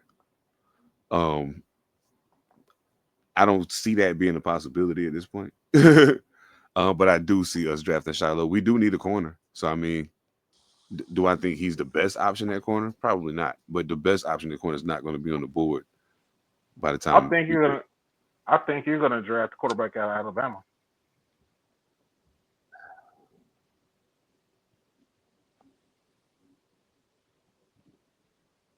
I knew you'd give me that look. Okay. I think you're gonna draft the quarterback out of Alabama. I almost would rather we go get somebody that's already in the NFL. Not nobody old, but somebody that's already in the NFL that's got, you know what I'm saying? And use that draft pick on something. I mean, because if we go get the rookie quarterback, we ain't built like the Commanders. Unless you're going to play at a level beyond what Jaden Daniels played, it ain't going to be the same thing. It's still going to be a year or two before you could go there. You know what I'm saying? And at this juncture, I'm not certain about our ability to develop quarterbacks at the Raiders, no matter where we are. Our successful quarterbacks have all been vets that came there and played, not people we drafted. That's true. I think you're going to draft somebody, and I think Aaron Glenn is going to be your head coach.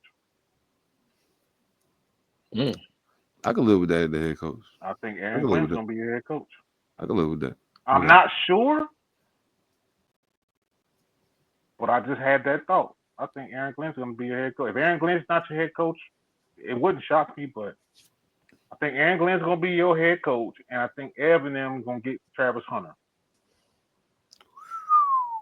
Oh man! I think so. I only say that because that'd be crazy. We don't play black quarterbacks. We don't draft black quarterbacks in New York. No. But y'all are picking. What are y'all picking? Y'all picking Jackson. Tennessee's one. Tennessee is one.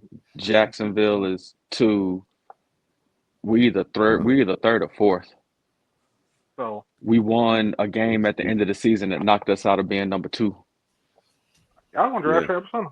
Motherfuckers winning when they ain't supposed to win and shit. Yep, we won when we weren't supposed to. No. Scratch that. Wait a minute. Scratch that. Y'all drafting Cam Ward. Travis Hunter's going second. Oh yeah. Because Jacksonville's not.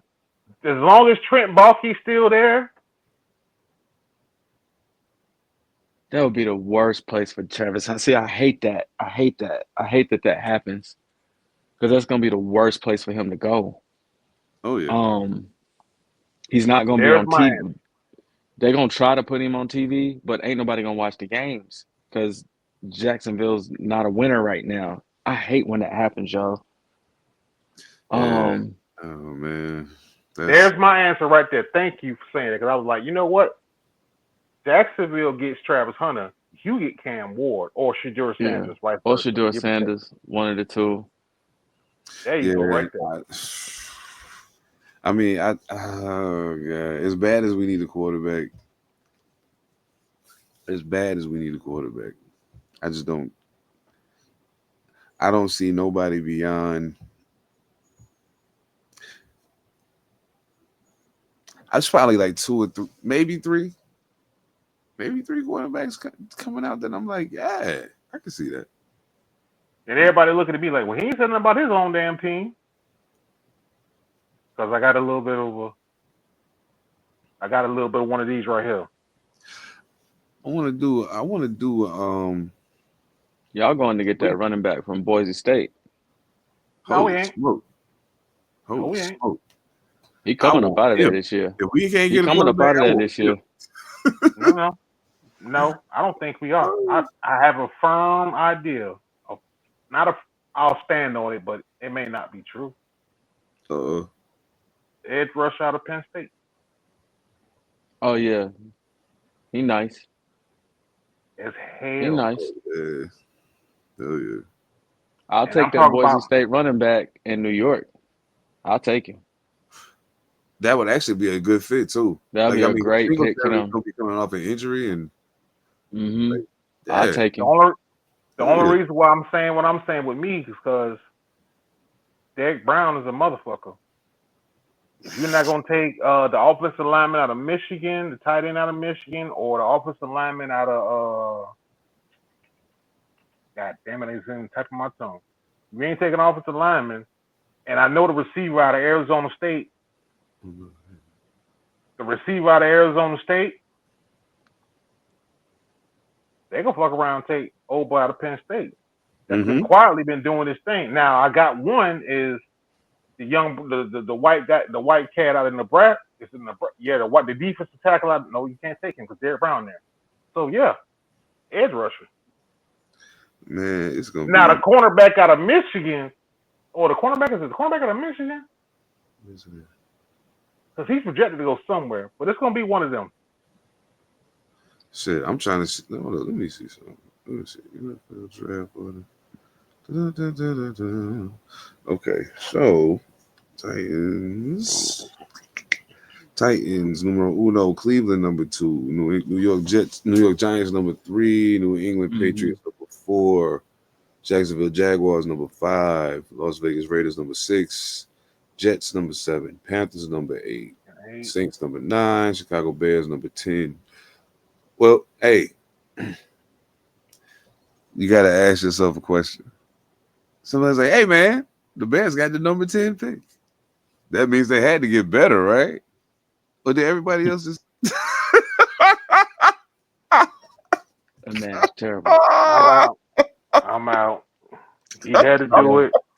He couldn't do it. He couldn't go one. All right, look, man. You can't go one pod without doing it. I'm done. Caleb, I'm bad, man. I'm gonna stop one day when you make me shut up. But anyway, yeah. Hey, y'all already know what it is, man. Thank y'all so much for locking in with us. Salute to everybody, man. See y'all Monday night. Y'all know we gonna get it in, and there is a game Monday night in the playoffs. This shit is super, super dope. It's gonna be good. Yeah, y'all already know, man. Salute to Pretty Kings, Echo Limitless. What up, the Monster Illicit, Mojo Barnes. I know my man Either Mad Assassin slid up, but shit, salute to you too, my nigga. Hey, you already know what it is. Thank y'all for locking in with us, man. We appreciate y'all. I hope y'all know that. On behalf of Evan All Mightee and Phantom, of course, I am Seven Da Pantha. We'll catch y'all next time, family. Peace. Peace. Everything changed but the motivation. City to city, the same song, who on the station. Controlling the interest. Look how these kids dress, you cashing them.